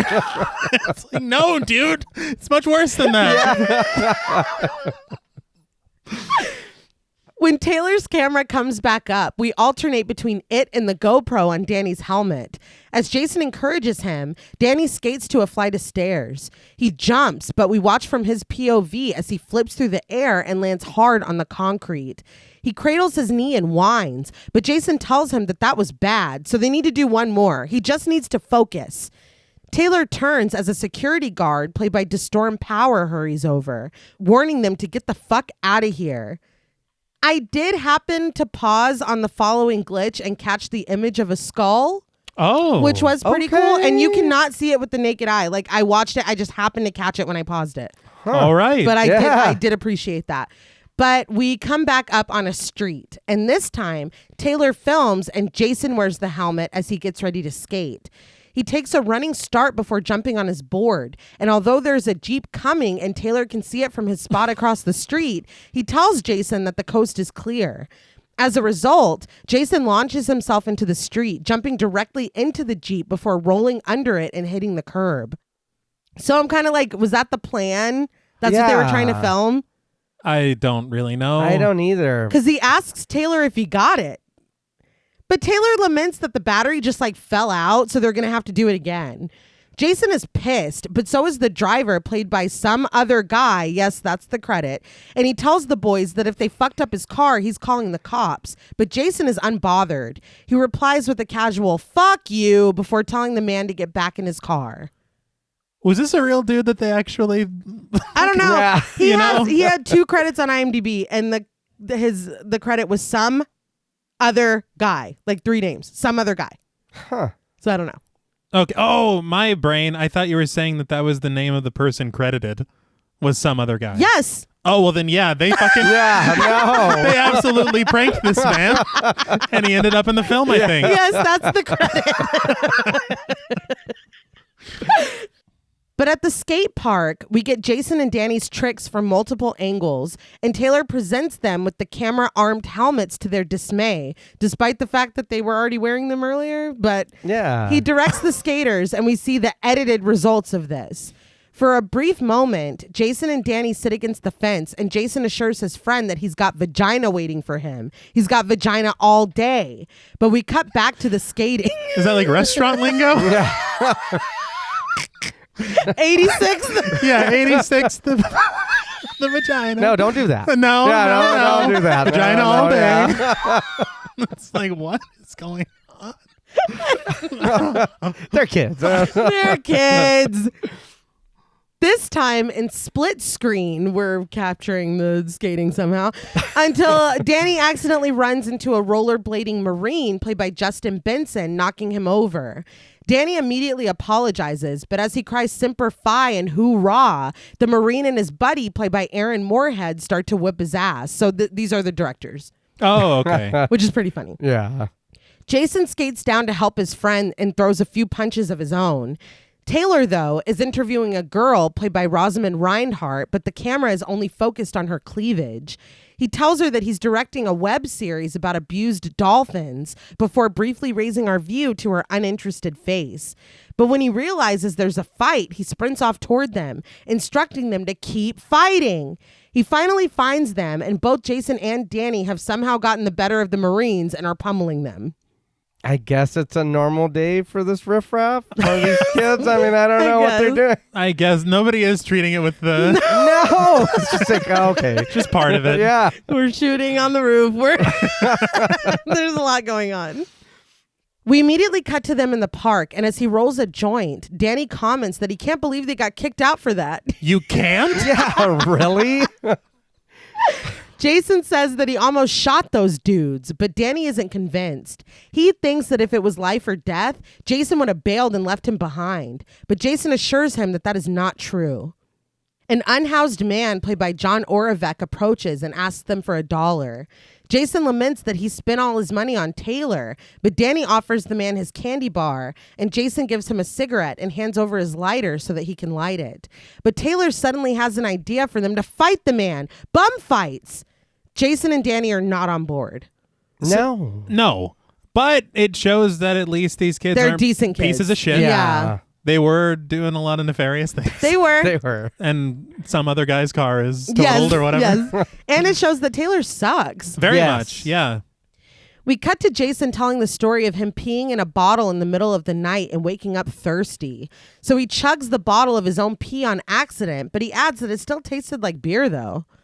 As they smoke, he tells another story about seeing a band. People were front flipping into the audience, but he looks over and sees that his friend is just throwing people against the wall. Taylor keeps interjecting with questions, and Jason finally threatens to pistol whip him if he interrupts one more time. The camera goes down and comes back up on Danny realizing that they need to find a place to finish the video. Taylor says that his cousin told him about a secret ditch in Tijuana that's always completely empty. Danny questions if Taylor has gas money, but Taylor makes it clear that he's not paying. When he spots a guy walking by with a skateboard under his arm, he calls him over by the name Sam, and Sean, played by Peter Villalba, corrects him and asks when he's going to finish his skating video. Oh. It's a racket. Yeah. Taylor shoots a glance, and by a glance I mean the camera, at Jason and Danny to gauge their reaction before assuring Sean in an obvious lie that it's done already. But Taylor just wants to know if Sean still has his dad's credit card. Danny tells Jason that they cannot go to Tijuana. He reminds him of a guy in his class whose uncle was stuffed in a barrel of acid by the cartel. But Taylor is adamant that they go.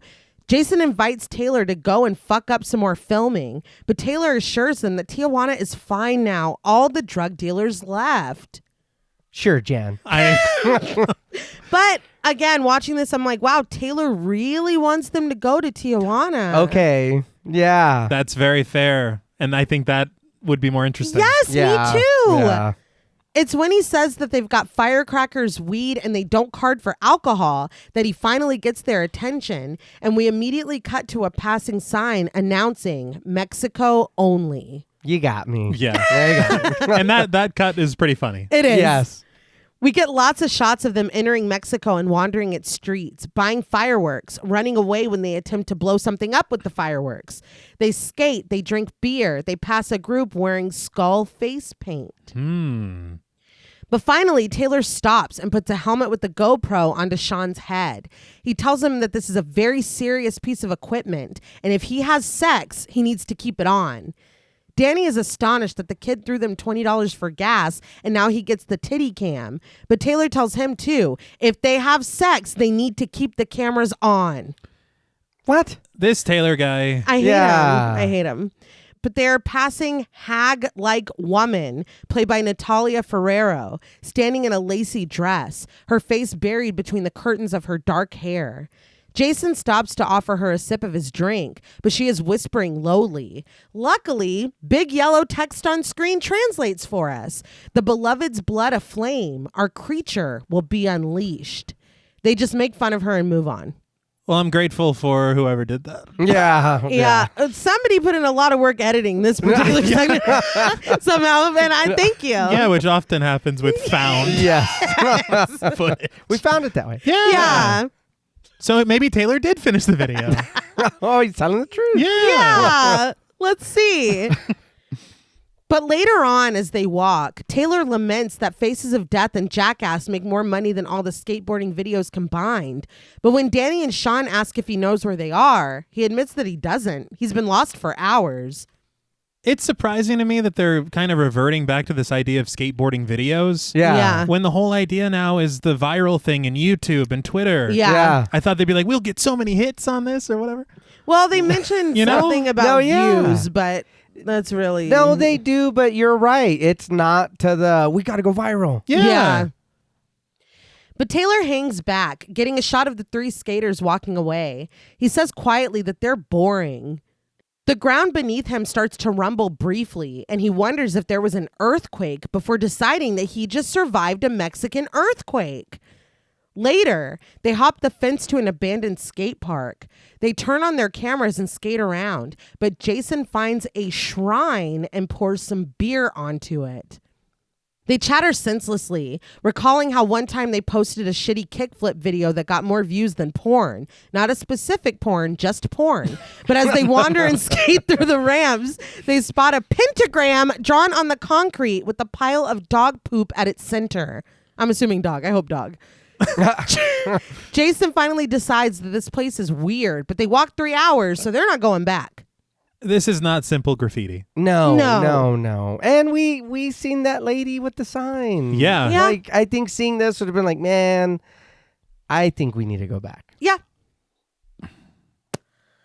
Finally, they start to film the skating, but Taylor instructs them to be exciting because no one wants to watch them go back and forth for 4 hours. And I'm like, Taylor, you're right. It's like the worst person you know has made a great point.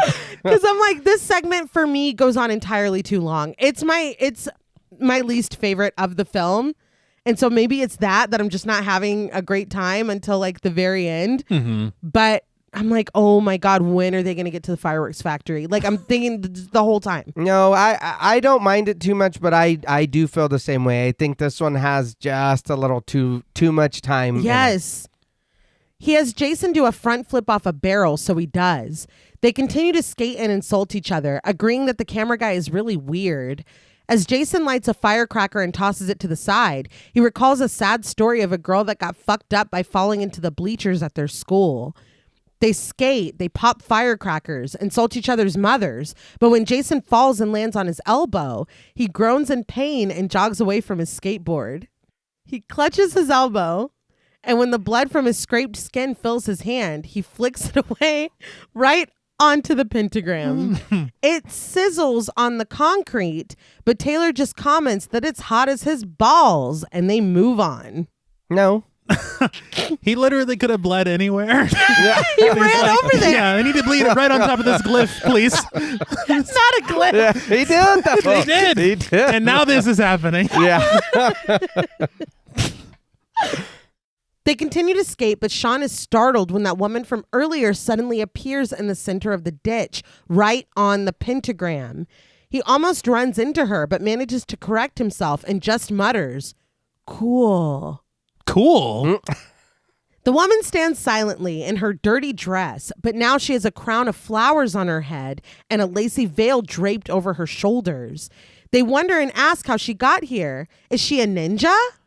Okay, before we get into all of that, I will say I take back what I said a second ago when I said cool, because she does look awesome. She does. No, she does. But not if she just appeared while me and my friends are skating. Yeah, no. I'm terrified. But to us watching it, she does look very cool. Yeah, Yes. I said cool at home. Yeah. From the safety of your own home. When you where you haven't bled. Sizzling No. on a Yeah, we're pentagram. not skating now. No, Yeah. that's not us. Taylor jokes that she's Jason's sister, and she followed them there before finally going up to her and introducing himself as a director that can put her in movies if she wants. At least he's taking her Yeah. desires into consideration. If you want. But he focuses the camera past her to find a chanting man, played by David Castro, sitting on the lip of the ditch, throwing his head back as he chants with his painted face. Danny jokes that Taylor's dad is a good singer, but they decide that it's time to leave. They have one joke. Yeah. That's your family member, bro. Whatever fits. He's older. He's Yeah. You know what I did just realize, though, too? In the first segment, there was chanting. In the second segment, there was a bit of chanting from the balloon. And here That's there's true. chanting And here. it's funny because they were like, nothing the same. Yeah. The only rule is nothing can be similar. Taylor's attention is pulled back to the woman, though, when she suddenly rips his arm off and tosses it to the side, where it splats bloody on the concrete. Taylor shrieks, and the other guys are like, what the fuck, dude? the underreaction here. Yeah, well. She ripped his arm off. She ripped his arm off. Hey, you can't do that. Hey, dude, your sister just fucking... It was already falling off. Clearly. It was loose. Yeah. Everybody in this universe has baby arms. They fall off and the adult arm grows in. But they back away from Taylor, who lies on the ground bleeding and clutching his stump. The skaters start to back away, but now more cloaked figures have joined the first chanting man, and they close in on them from all sides of the ditch. As a man approaches them, Jason decides that he's going to shoot one of them, but the man walks up, holding out a sign with symbols on it. He speaks to them, and large yellow text translates, "Look, look, you will unearth our darling creature." Jason backs away, pushing the man with the skateboard, but he's grabbed from behind by a cloaked member of this cult, his face painted like a skull. Jason bashes him with the skateboard to get free, and we watch from their POVs as Jason opens fire on the advancing people, and Danny bashes one of them with his board. They go down one by one, bleeding, but Jason spots a small fire that's bloomed from one of the fallen members' blood. He wonders aloud if crackheads have fire blood. I'm straight up not having a good time. Yeah, no. I'm still okay. It's starting to get better if these kids shut the fuck up. I didn't like the crackhead line because obviously they're not crackheads. Right. They look like skeletons. Yes, Right. they do. Or zombies or Ghouls anything. or- Yeah. Blood runs down the concrete, pouring over the pentagram where it bursts into open flame. Sean spots a sword in one of the fallen cult members' hand, and he snatches it for himself. We watch from a dropped camera as Taylor runs, sprinting through more cultists. He is on fire and ignites a member as he runs past. So again, I thought that Taylor was luring them here. And it's like, oh no, he's a victim as well. Yeah. Which is an odd way to go because even while they're skating this area, they're like, the camera guy's weird, huh? Yeah. Lean into it. Sean sprints away, and Jason and Danny wonder where he's going, but he's approaching the woman, still standing in the ditch. With one look from her, the camera shatters, and blood spatters on the ground. Sean falls, the sword sticking straight up, defiantly.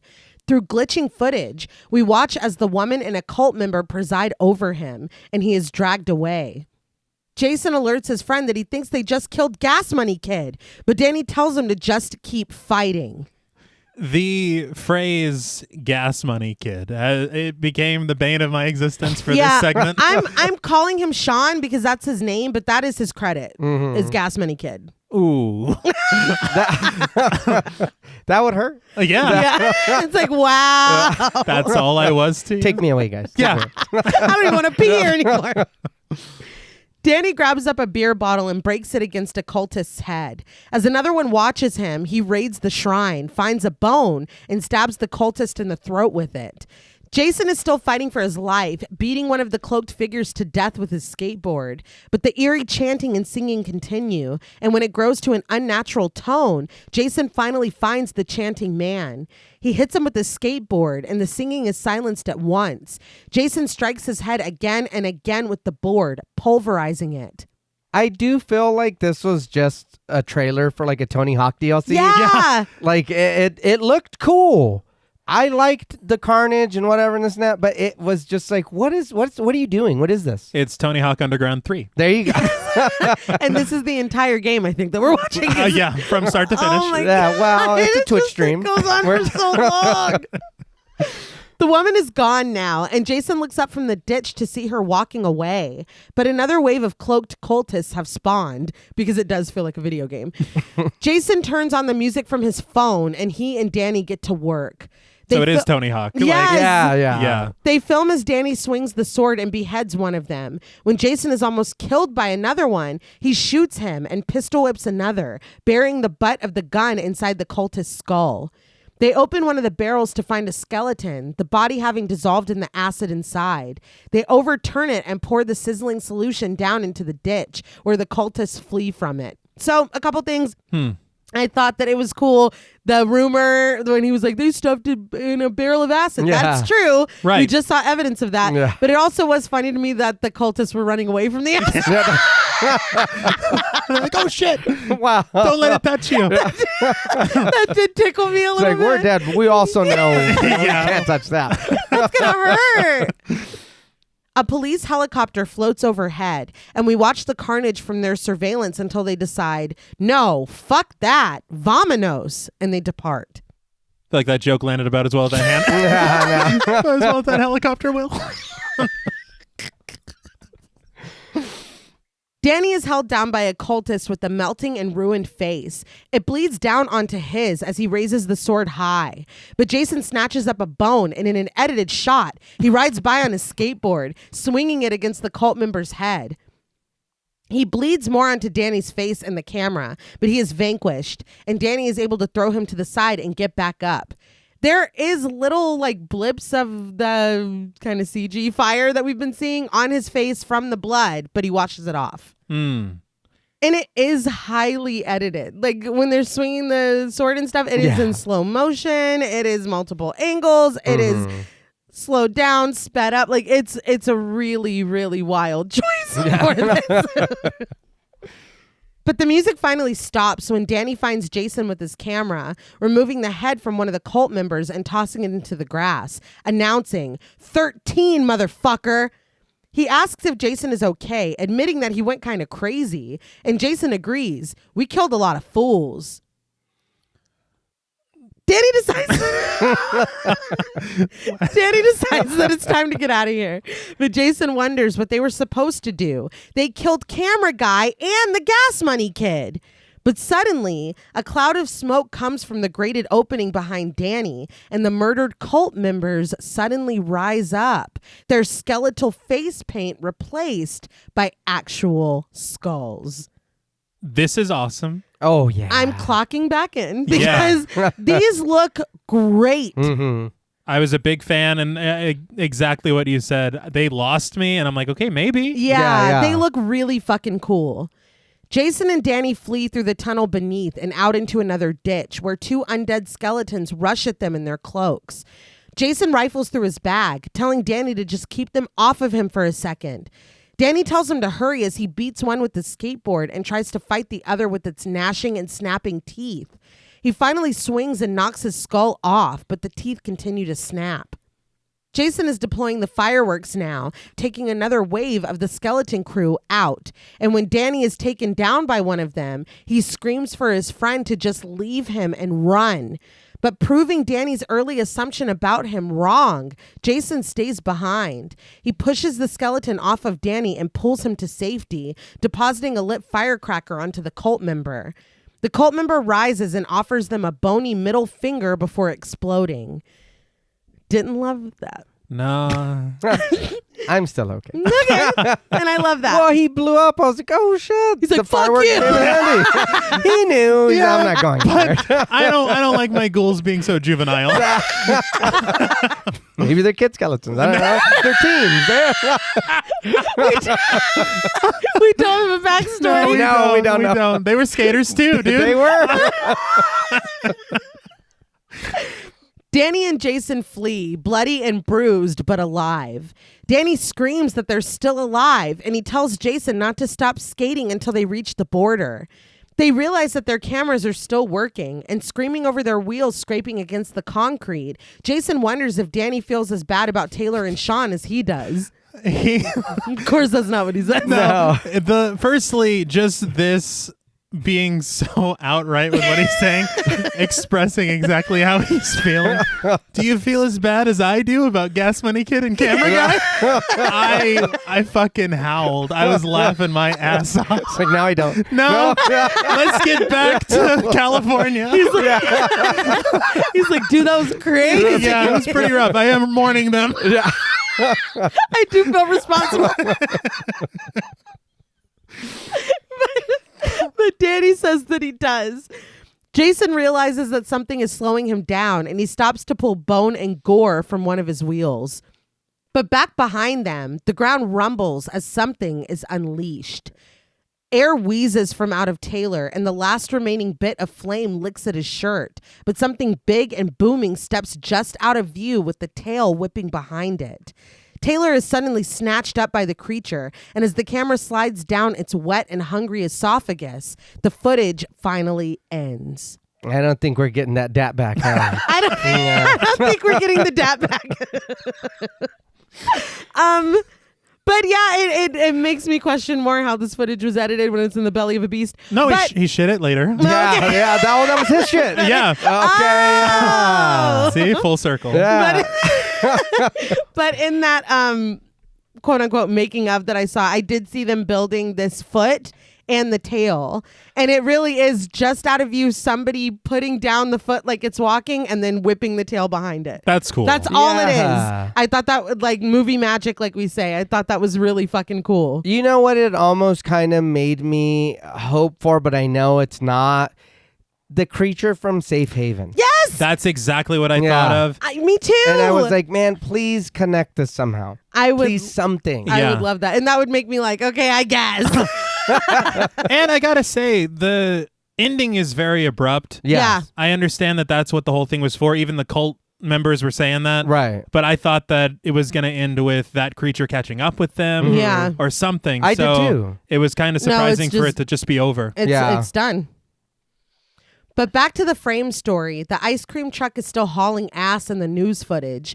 A newscaster warns people to stay inside with 11 out-of-control fires reported around the city. The footage glitches. On the street, Kev finds a woman standing and holding her phone to record the road. When he turns her around, blood is pouring from her nose and ears, and she stares at him blankly. We watch from her phone to Kev's as he runs away, to someone else's phone in the back of a taxi. Kev bangs on the window and begs to be let in, but he is ignored and falls behind. Behind the phone, Lewis, played by Gary Sugarman, tells the woman next to him to just ignore Kev. They can edit that out. And ignore the driver because he knows what he's doing. I'm like, now we're in another fucking, like, what is going on? Yeah. I thought we were heading towards the ending right now. Yeah, Yes, no, we got it. yeah. One more pit stop. Lulu, played by Noelle Ann Mabry, smiles as she unbuttons her shirt, revealing her bra. Lewis instructs her to just take it slow because that's what sucks them in.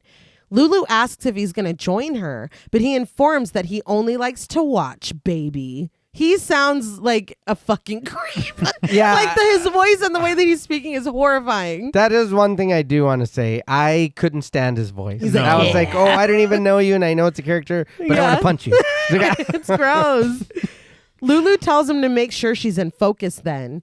She mimics striptease music as she pulls off her top, and Lewis growls that the fact that they can't touch her gets them even more. The unfocused view is on Lulu's cleavage as she pulls down her bra straps. She asks Lewis if he recognizes her, but he chuckles that he does this 8 days a week. She wonders if he recognizes her now, but when her face is lit by the flash of a photo, Lewis turns and snaps at the driver for fucking up his rhythm. So is the driver taking a picture of her? Yeah, I guess what? so. What, yeah. what the hell is going on? The driver gazes back at him from the rearview mirror and offers an apology. Lewis turns back to Lulu and tells her to keep going. They can edit that out. Sirens wail in the background, but as Lulu pulls off her shorts, Lewis assures her that they're in their own little sanctuary here. As he reaches for her pink panties, Lulu asks if he likes that, but he snaps at her not to talk. It's better if she doesn't talk. Just show him. He continues to film her and she plays along until she suddenly whips out a gun and points it in his face, demanding that he hand over the camera.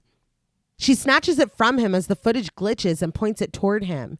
He cowers and hides his face, begging her not to show it, but she decides that she doesn't care about his face. She wants to see that pretty body of his. She demands that he strip, and despite crying out, "Fuck you, bitch," he does as he's told. Lulu wonders how it feels, and she mocks that he's the whole package. She can't wait to introduce him to her mom.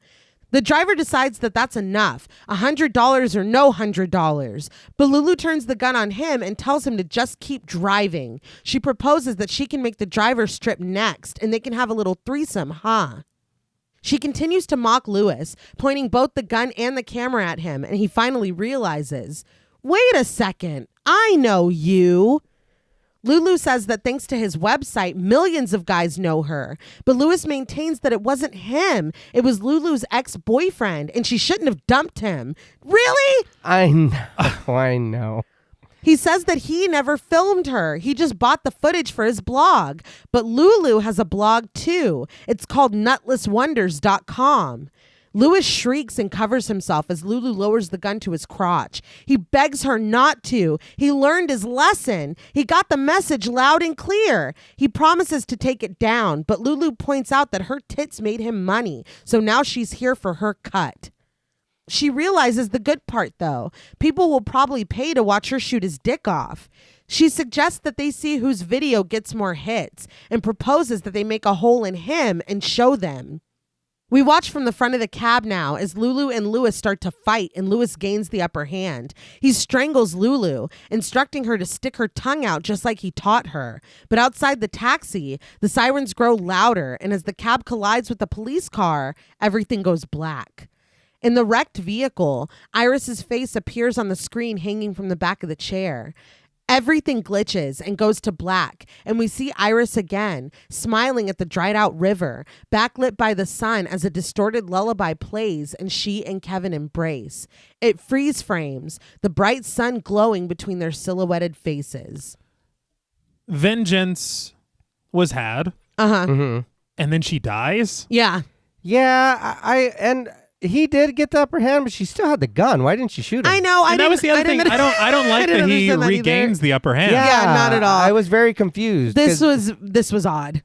Just this little, like you said, this little stop or It's a whatever. detour, yeah. I don't understand. I feel like if you flesh this out further, this could be a whole segment of Lulu getting revenge on the people that do this fucking disgusting shit. Yeah. I would watch that. I'd be like, hell yeah, dude. But like shoving it into this tiny little 3-minute thing and then they're all dead at the end of it anyway. It's like, oh, like, okay. Yeah. Isn't Kevin looking for his girlfriend or something? Yeah, Let's go back. Let's go back.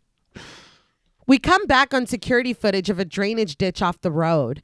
Kev rides his bike into view at 5:48 a.m. Overlapping voices clamor and scream, but we switch to Kev's quiet view as he holds the helmet with the GoPro. He starts forward into the ditch, abandoning the bike. He follows a trail of lit and lost phones into the ditch where he and Iris once had better times. He finds the ice cream truck, idling there, Ode to Joy blasting from its speakers. Kev sprints toward it, phones, bikes, and body parts littered all around. Black smoke plumes from the truck, and finally, the music stops. I didn't know if them using the Ninth Symphony, Beethoven, Yeah. if that's a reference to A Clockwork Orange. I've never seen it, but I know it gets used a lot. Yeah, and it's so good. But I was like, do I give them a little Maybe. Instead of the music, Iris's recorded voice plays. Why are you so fascinated with this thing? Kev slowly approaches the driver's side window, but is startled when the music blares again. Still, Kev creeps forward and finds 2 disembodied and bloody hands duct taped to the wheel. He hears his own voice, calling Iris Little Missy and warning her that if you mess with the bull... Their voices continue to play, promising each other to make new memories together, and Kev turns around and enters the back of the truck. Multiple TVs and cameras are set up, and as soon as Kev is inside, the door slams shut behind him. I like all of this. Him following the trail of phones, the body parts, the way the hands are taped to the steering wheel, him getting in, And it being here. Yeah. Yeah, I do too.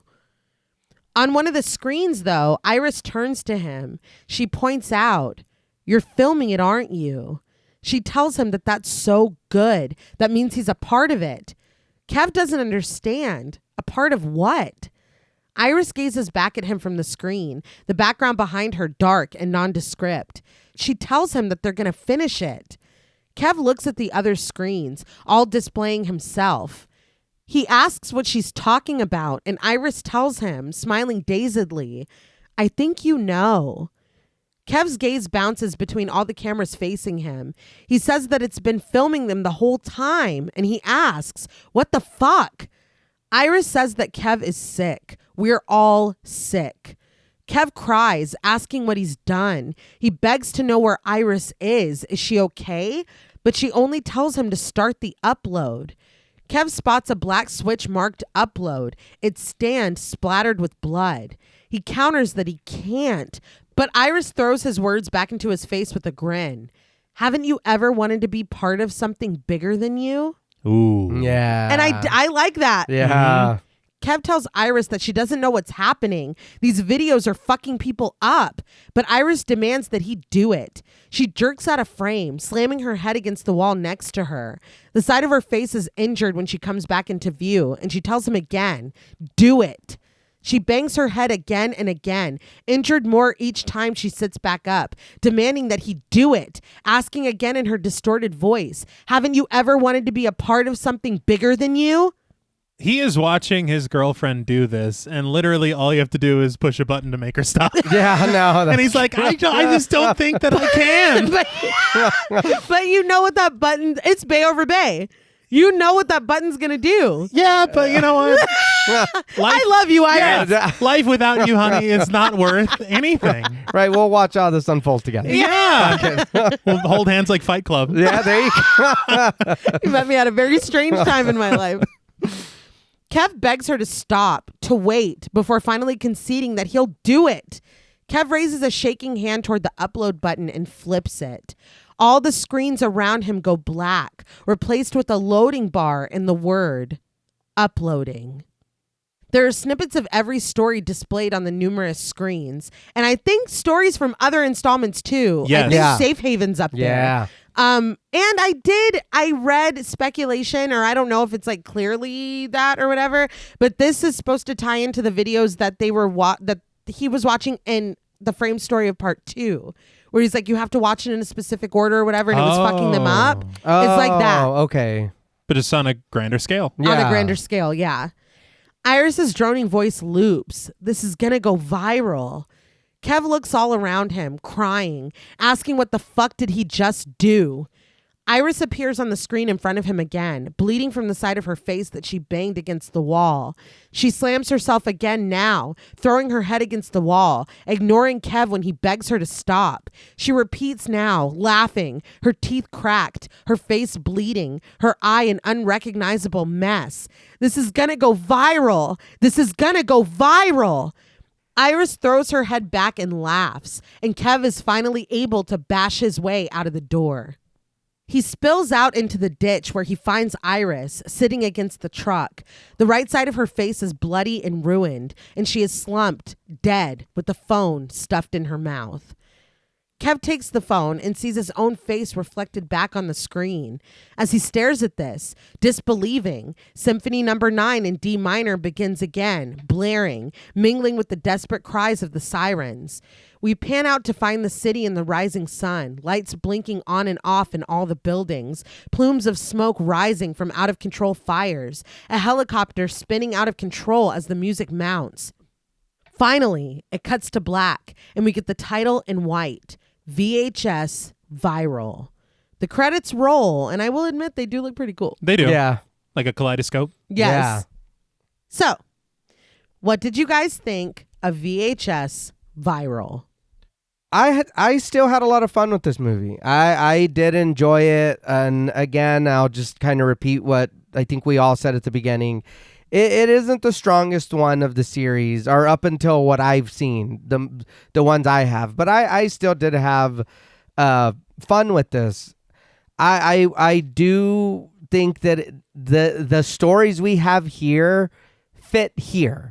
I don't think that they would have fit in any of the first two. I just feel like here they do fit perfectly in what we're doing, I guess, or the setting of what we're doing here for the viral or whatever. Mm-hmm. But the first one, the magician was good. You know, that was good. The genital monsters or whatever they were, demon genital monsters. It's not explained. Yeah, we don't know. No. But that one, again, I know you said it was your favorite, mine as well. Yeah. And this last one too was pretty weak, the last segment, but I did enjoy it because it did look cool. The effects and whatever was going on did look cool, but yeah, the story was a little too long. The overall story of this one, I didn't really care for it too much. It was strange.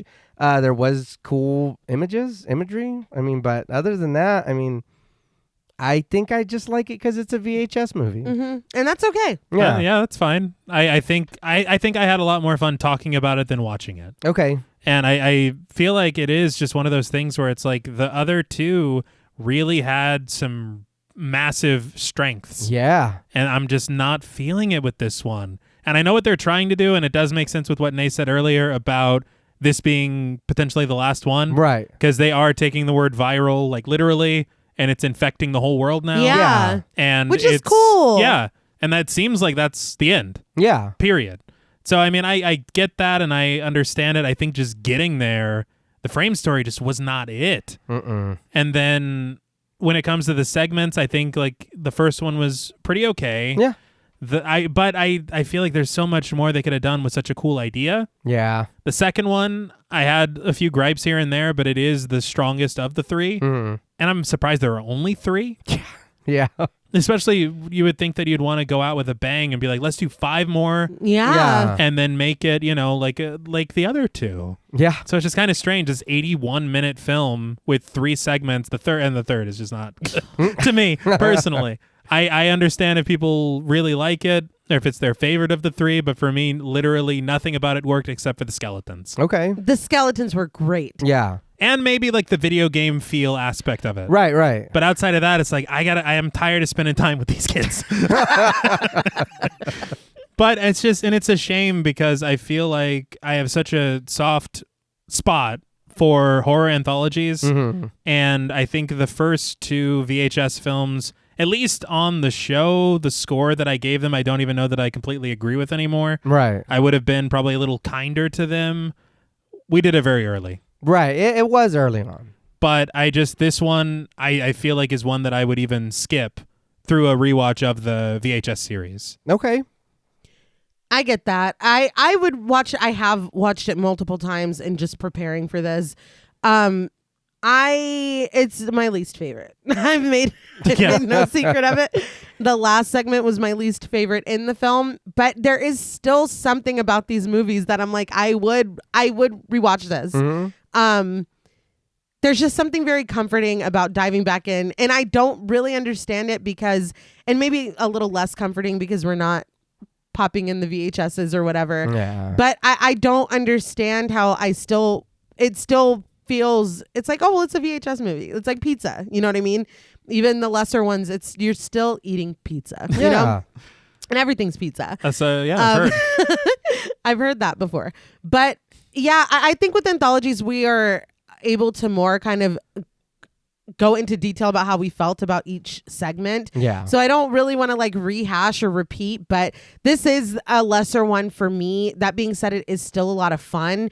I love, like both of y'all said, the premise of the first one. I think that it's really cool. The execution isn't fully there for me. Mm-hmm. I do kind of fall in love with Parallel Monsters a little bit more every time I watch it. I don't think that it's perfect or anything, but I think it's a really good entry into this universe, this weird fucking VHS world. I think it's really cool, and I kind of feel like it's the only one that really followed the rules of found footage. Yeah. 100%. The third one, it just really did not work for me. I loved the look of the masks and the skeletons, and I think that if you tweak a couple things, make Taylor in on this, and this is his job to bring people here, because he was very insistent. And then when they get there, he's like, well, I'm lost too. It's like, what are we doing? What is the... okay. I didn't care for the third one. It was too long, I think.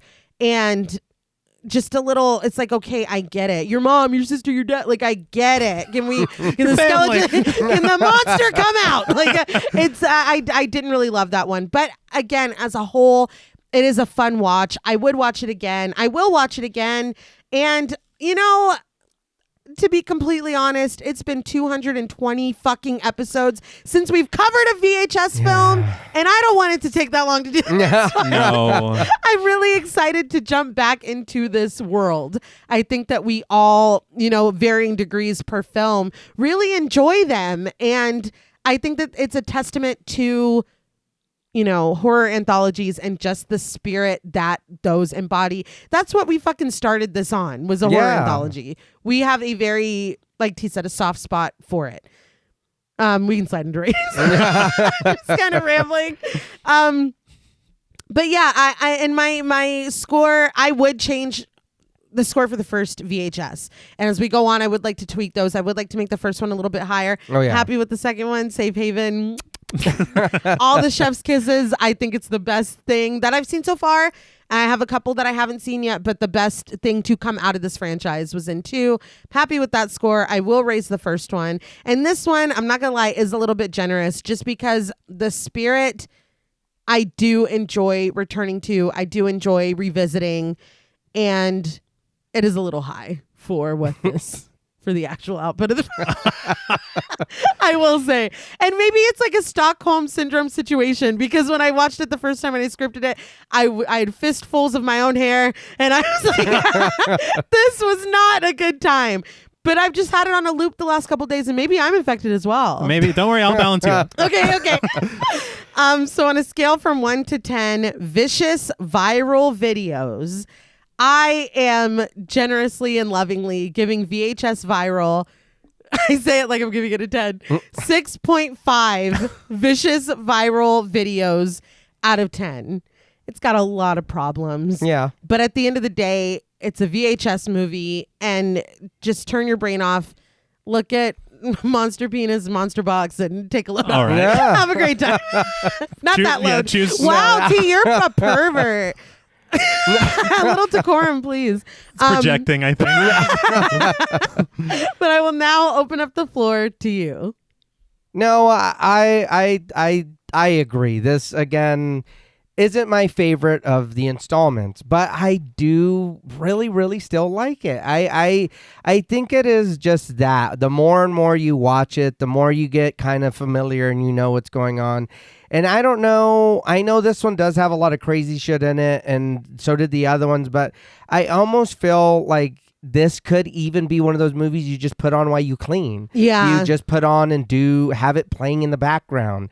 Not necessarily because it's your favorite movie or because it's really good, but there is that tiny bit of comfort. There is that little, like, there is going to be horror. If you look away even for 10 minutes and then come back, something different is going to be on doing crazy shit. So I do really enjoy these movies. I can't wait to get into more because there is team 4 or 5 more we There's still a have decent now? chunk, and then another one coming out in October. That's right, Halloween. Yeah. Can't So wait. yeah, this is one of my more favorite series to get into. Hell House as well. Just one more time. For Mr. Shout Tully. out. Just for Mr. Tully. Yes. but no, and I'll be completely honest. I can see how if you don't like it, you don't like it. Like, honestly, because I even have the gripes that you have, I'm gonna agree with you. Right. You know what I mean? But I like the franchise, so I will make excuses. But I will agree with the generosity, but I think for me, I'm going more because I do like it all overall. But for me, on a scale from 1 to 10 vicious viral videos, I'm gonna give VHS Viral a 7 out of 10. I said that I did that, and 7s and ups are reserved for movies that I really enjoy. Yeah. And I was going to go with the 6.5, but I'll be honest, the more we talked about it, I had a lot of fun talking about the movie and thinking about it more and more. It's like, yeah, I do have. I'm going to watch right now. I don't know. And I don't know why, because again, it isn't the strongest one, but it is even just going and putting on a VHS movie. Yeah. I am very happy for both of you. I give it a 2. No, I honestly feel really bad of all the love that you've showered onto this film and this franchise. What? Hey, no, man, dude, I get it. We all have our different, different And tastes. I think the thing is, maybe it's because I realized how much more I like 1 and 2. Okay. That's fair. Yeah. That it's leading me in this direction. Right. But I will say where we go from here, I think, is back up. Mm-hmm. Because Stoked. 94 is the next one, I think. Yeah. 99, though, Okay. is so legitimately good to me. Yeah. And so I really can't wait to get there. This one feels like a blip Right. comparatively. Right. Ready for the one with that rat? Uh-huh. Okay. Sure is. Who could forget Dear Rat? Yeah. No. But, I feel like there are some good ideas here. Mm-hmm.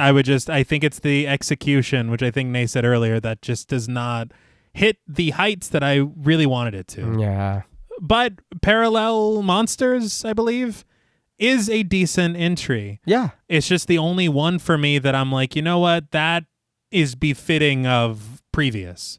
So, when you've got 4 things and really only one of them worked for you, it does make it a little difficult. Yeah. But I'm not going to carry this on too long like the third segment of this film. No shit. And for me, I will give out of 10 vicious viral videos, and I know it sounds low. Mm-hmm. I am going to give VHS Viral 3.5 vicious viral videos out of 10.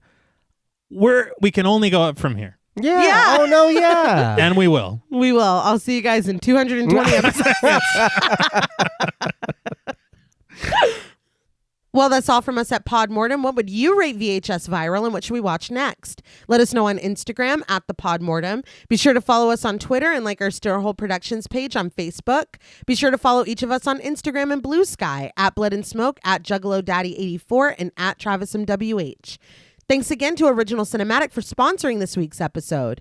Please consider pledging to our Patreon, where you'll get over 200 hours of bonus content, our monthly schedule, access to our Discord server, and the opportunity to help us decide which films to cover. And if you're looking for Podmortem and Stirhole Productions merch, follow the link in our episode notes. Stay tuned until after the music for a special shout out to our Wendigo Getter patrons. And remember, be wary of the content you're consuming. It may just give a whole new meaning to the term brain rot. Until next time.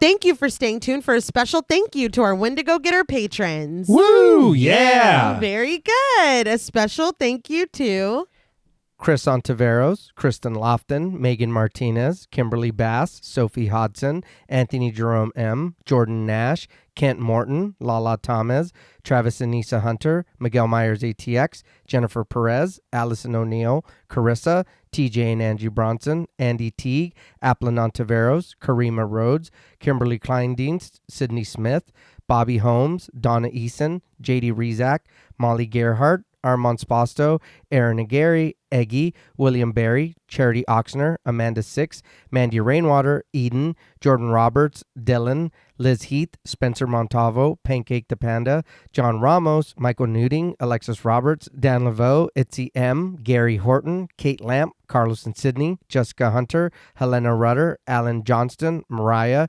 Livy Fun, Scott Troutman Wise, Towton Watson, Mozzie Bear, Dave Burke, Emma Hagel Kissinger, Valerie G, Emiliana, CB, Taylor Santana, Will Lewison, Angelique, Smelly Poo Poo Head, Beth Bauer, Cookie, Esperanza J, Jason Cow OKC, Joshua Rumley, Danielle Peralta, Brandon, Sawyer Reese Farr, Sahara, Girl That's Scary, Cassandra, Andrea Simmons, Ashley Higuera, William and Xxena Rush, Ryan Braum, Megan Ochoa, Laura Lassiter, Eileen O, Marissa E, Henry F, Megan M, Strangely Sarah, Christy Beck, Nancy and Andy, Amanda Lopez, Andy Terrell, Jason Hanovan, Erica Morin, Tris Wynn, K.87, Mariah Jensen, Carrie A, Lonnie Lono, Powell, Kayla E, Maggie H, Murder Stina, Kristen Marcy, Ori81 Bariqua, Look Like That One Girl, Bog Boy, Felnez63,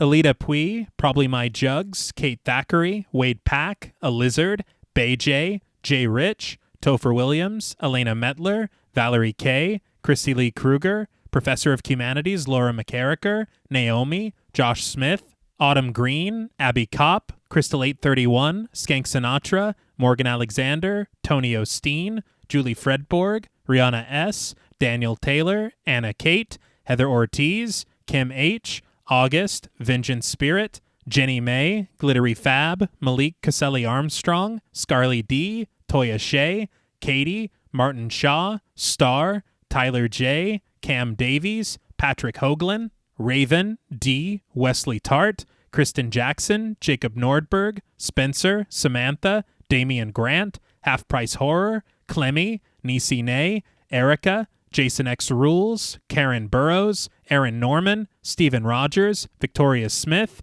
Patricia A. Graham, Erasmo Pena, Danielle Wright, Tabitha Thomas, Richard Murray, Irene, Sally Slater 52, Jordan McCarthy, Christy Michelle Wilson, Rosalind Harnias, Emily Rance, Amy, Lisa and Kathy, Mike H., Christian Sadler, Hannah, Sarah Jack, Casey L., Evelyn Knight, Paula Garcia, Nikki M., Ghastly Granddad, Megan and Alexandra Saldivar, Lisa Sykes, Sunny Jonas, Kelsey Niemeyer Cook, The Face Flowers, JG, Morgan Novello, Ashley, Alex M, Brandon C, Gordon Sutherland, Georgia Renland, Ashley Poe, Najee P, Seth Schaff, Diana Joe, Connor Gormley, Carrie Parker, Katie Face, Jane Pillsbury, Caitlin Asher, Mia Franz, Pooh Bear, Spicy Caldera, This is the Zodiac Speaking, Jason the Ghost, Moldy Tic Tac, Brian Ward, Tanner Rutgers, Gremlin Keeper 22, Sam Spade 666, Veronica, Kristen Rhodes, Daniel Laurent, Carmito, TVR, A Very Sweepy Baby, Randy Tucker, Nicholas Rage, A Lazy Boy, Nicola Williams, Sadison Miles, Jasmine, Stu Corbett, Daniel Smith, Brick O, Pull Out Lebowski, Jaden Nicole, Jody Grody, Lost Fan 08, George L. Robertson, Mercedes X Bleeple, Joel Miller Apologist, Jaylene Perry, Cool Trainer Elijah, Mrs. Bloomingdale, Sierra Duncan, Claire Cantwell, Renee Hart, Meg Like Sleep, Final Boy, Alani, Nosferatu Dude, Elizabeth Thompson, Joey, Michelle Nicole, The Lipstick Demon, Less Than Zombie, Franklin Badge, Sean Reeves, The Kryptonian Orphan, and Aria Carter. Thank you all so much. Yes, thank you. Thank Each and every one of you. Really, because without y'all, there would be no VH Us. Ah, Yeah. adorable. Yeah. Until next time.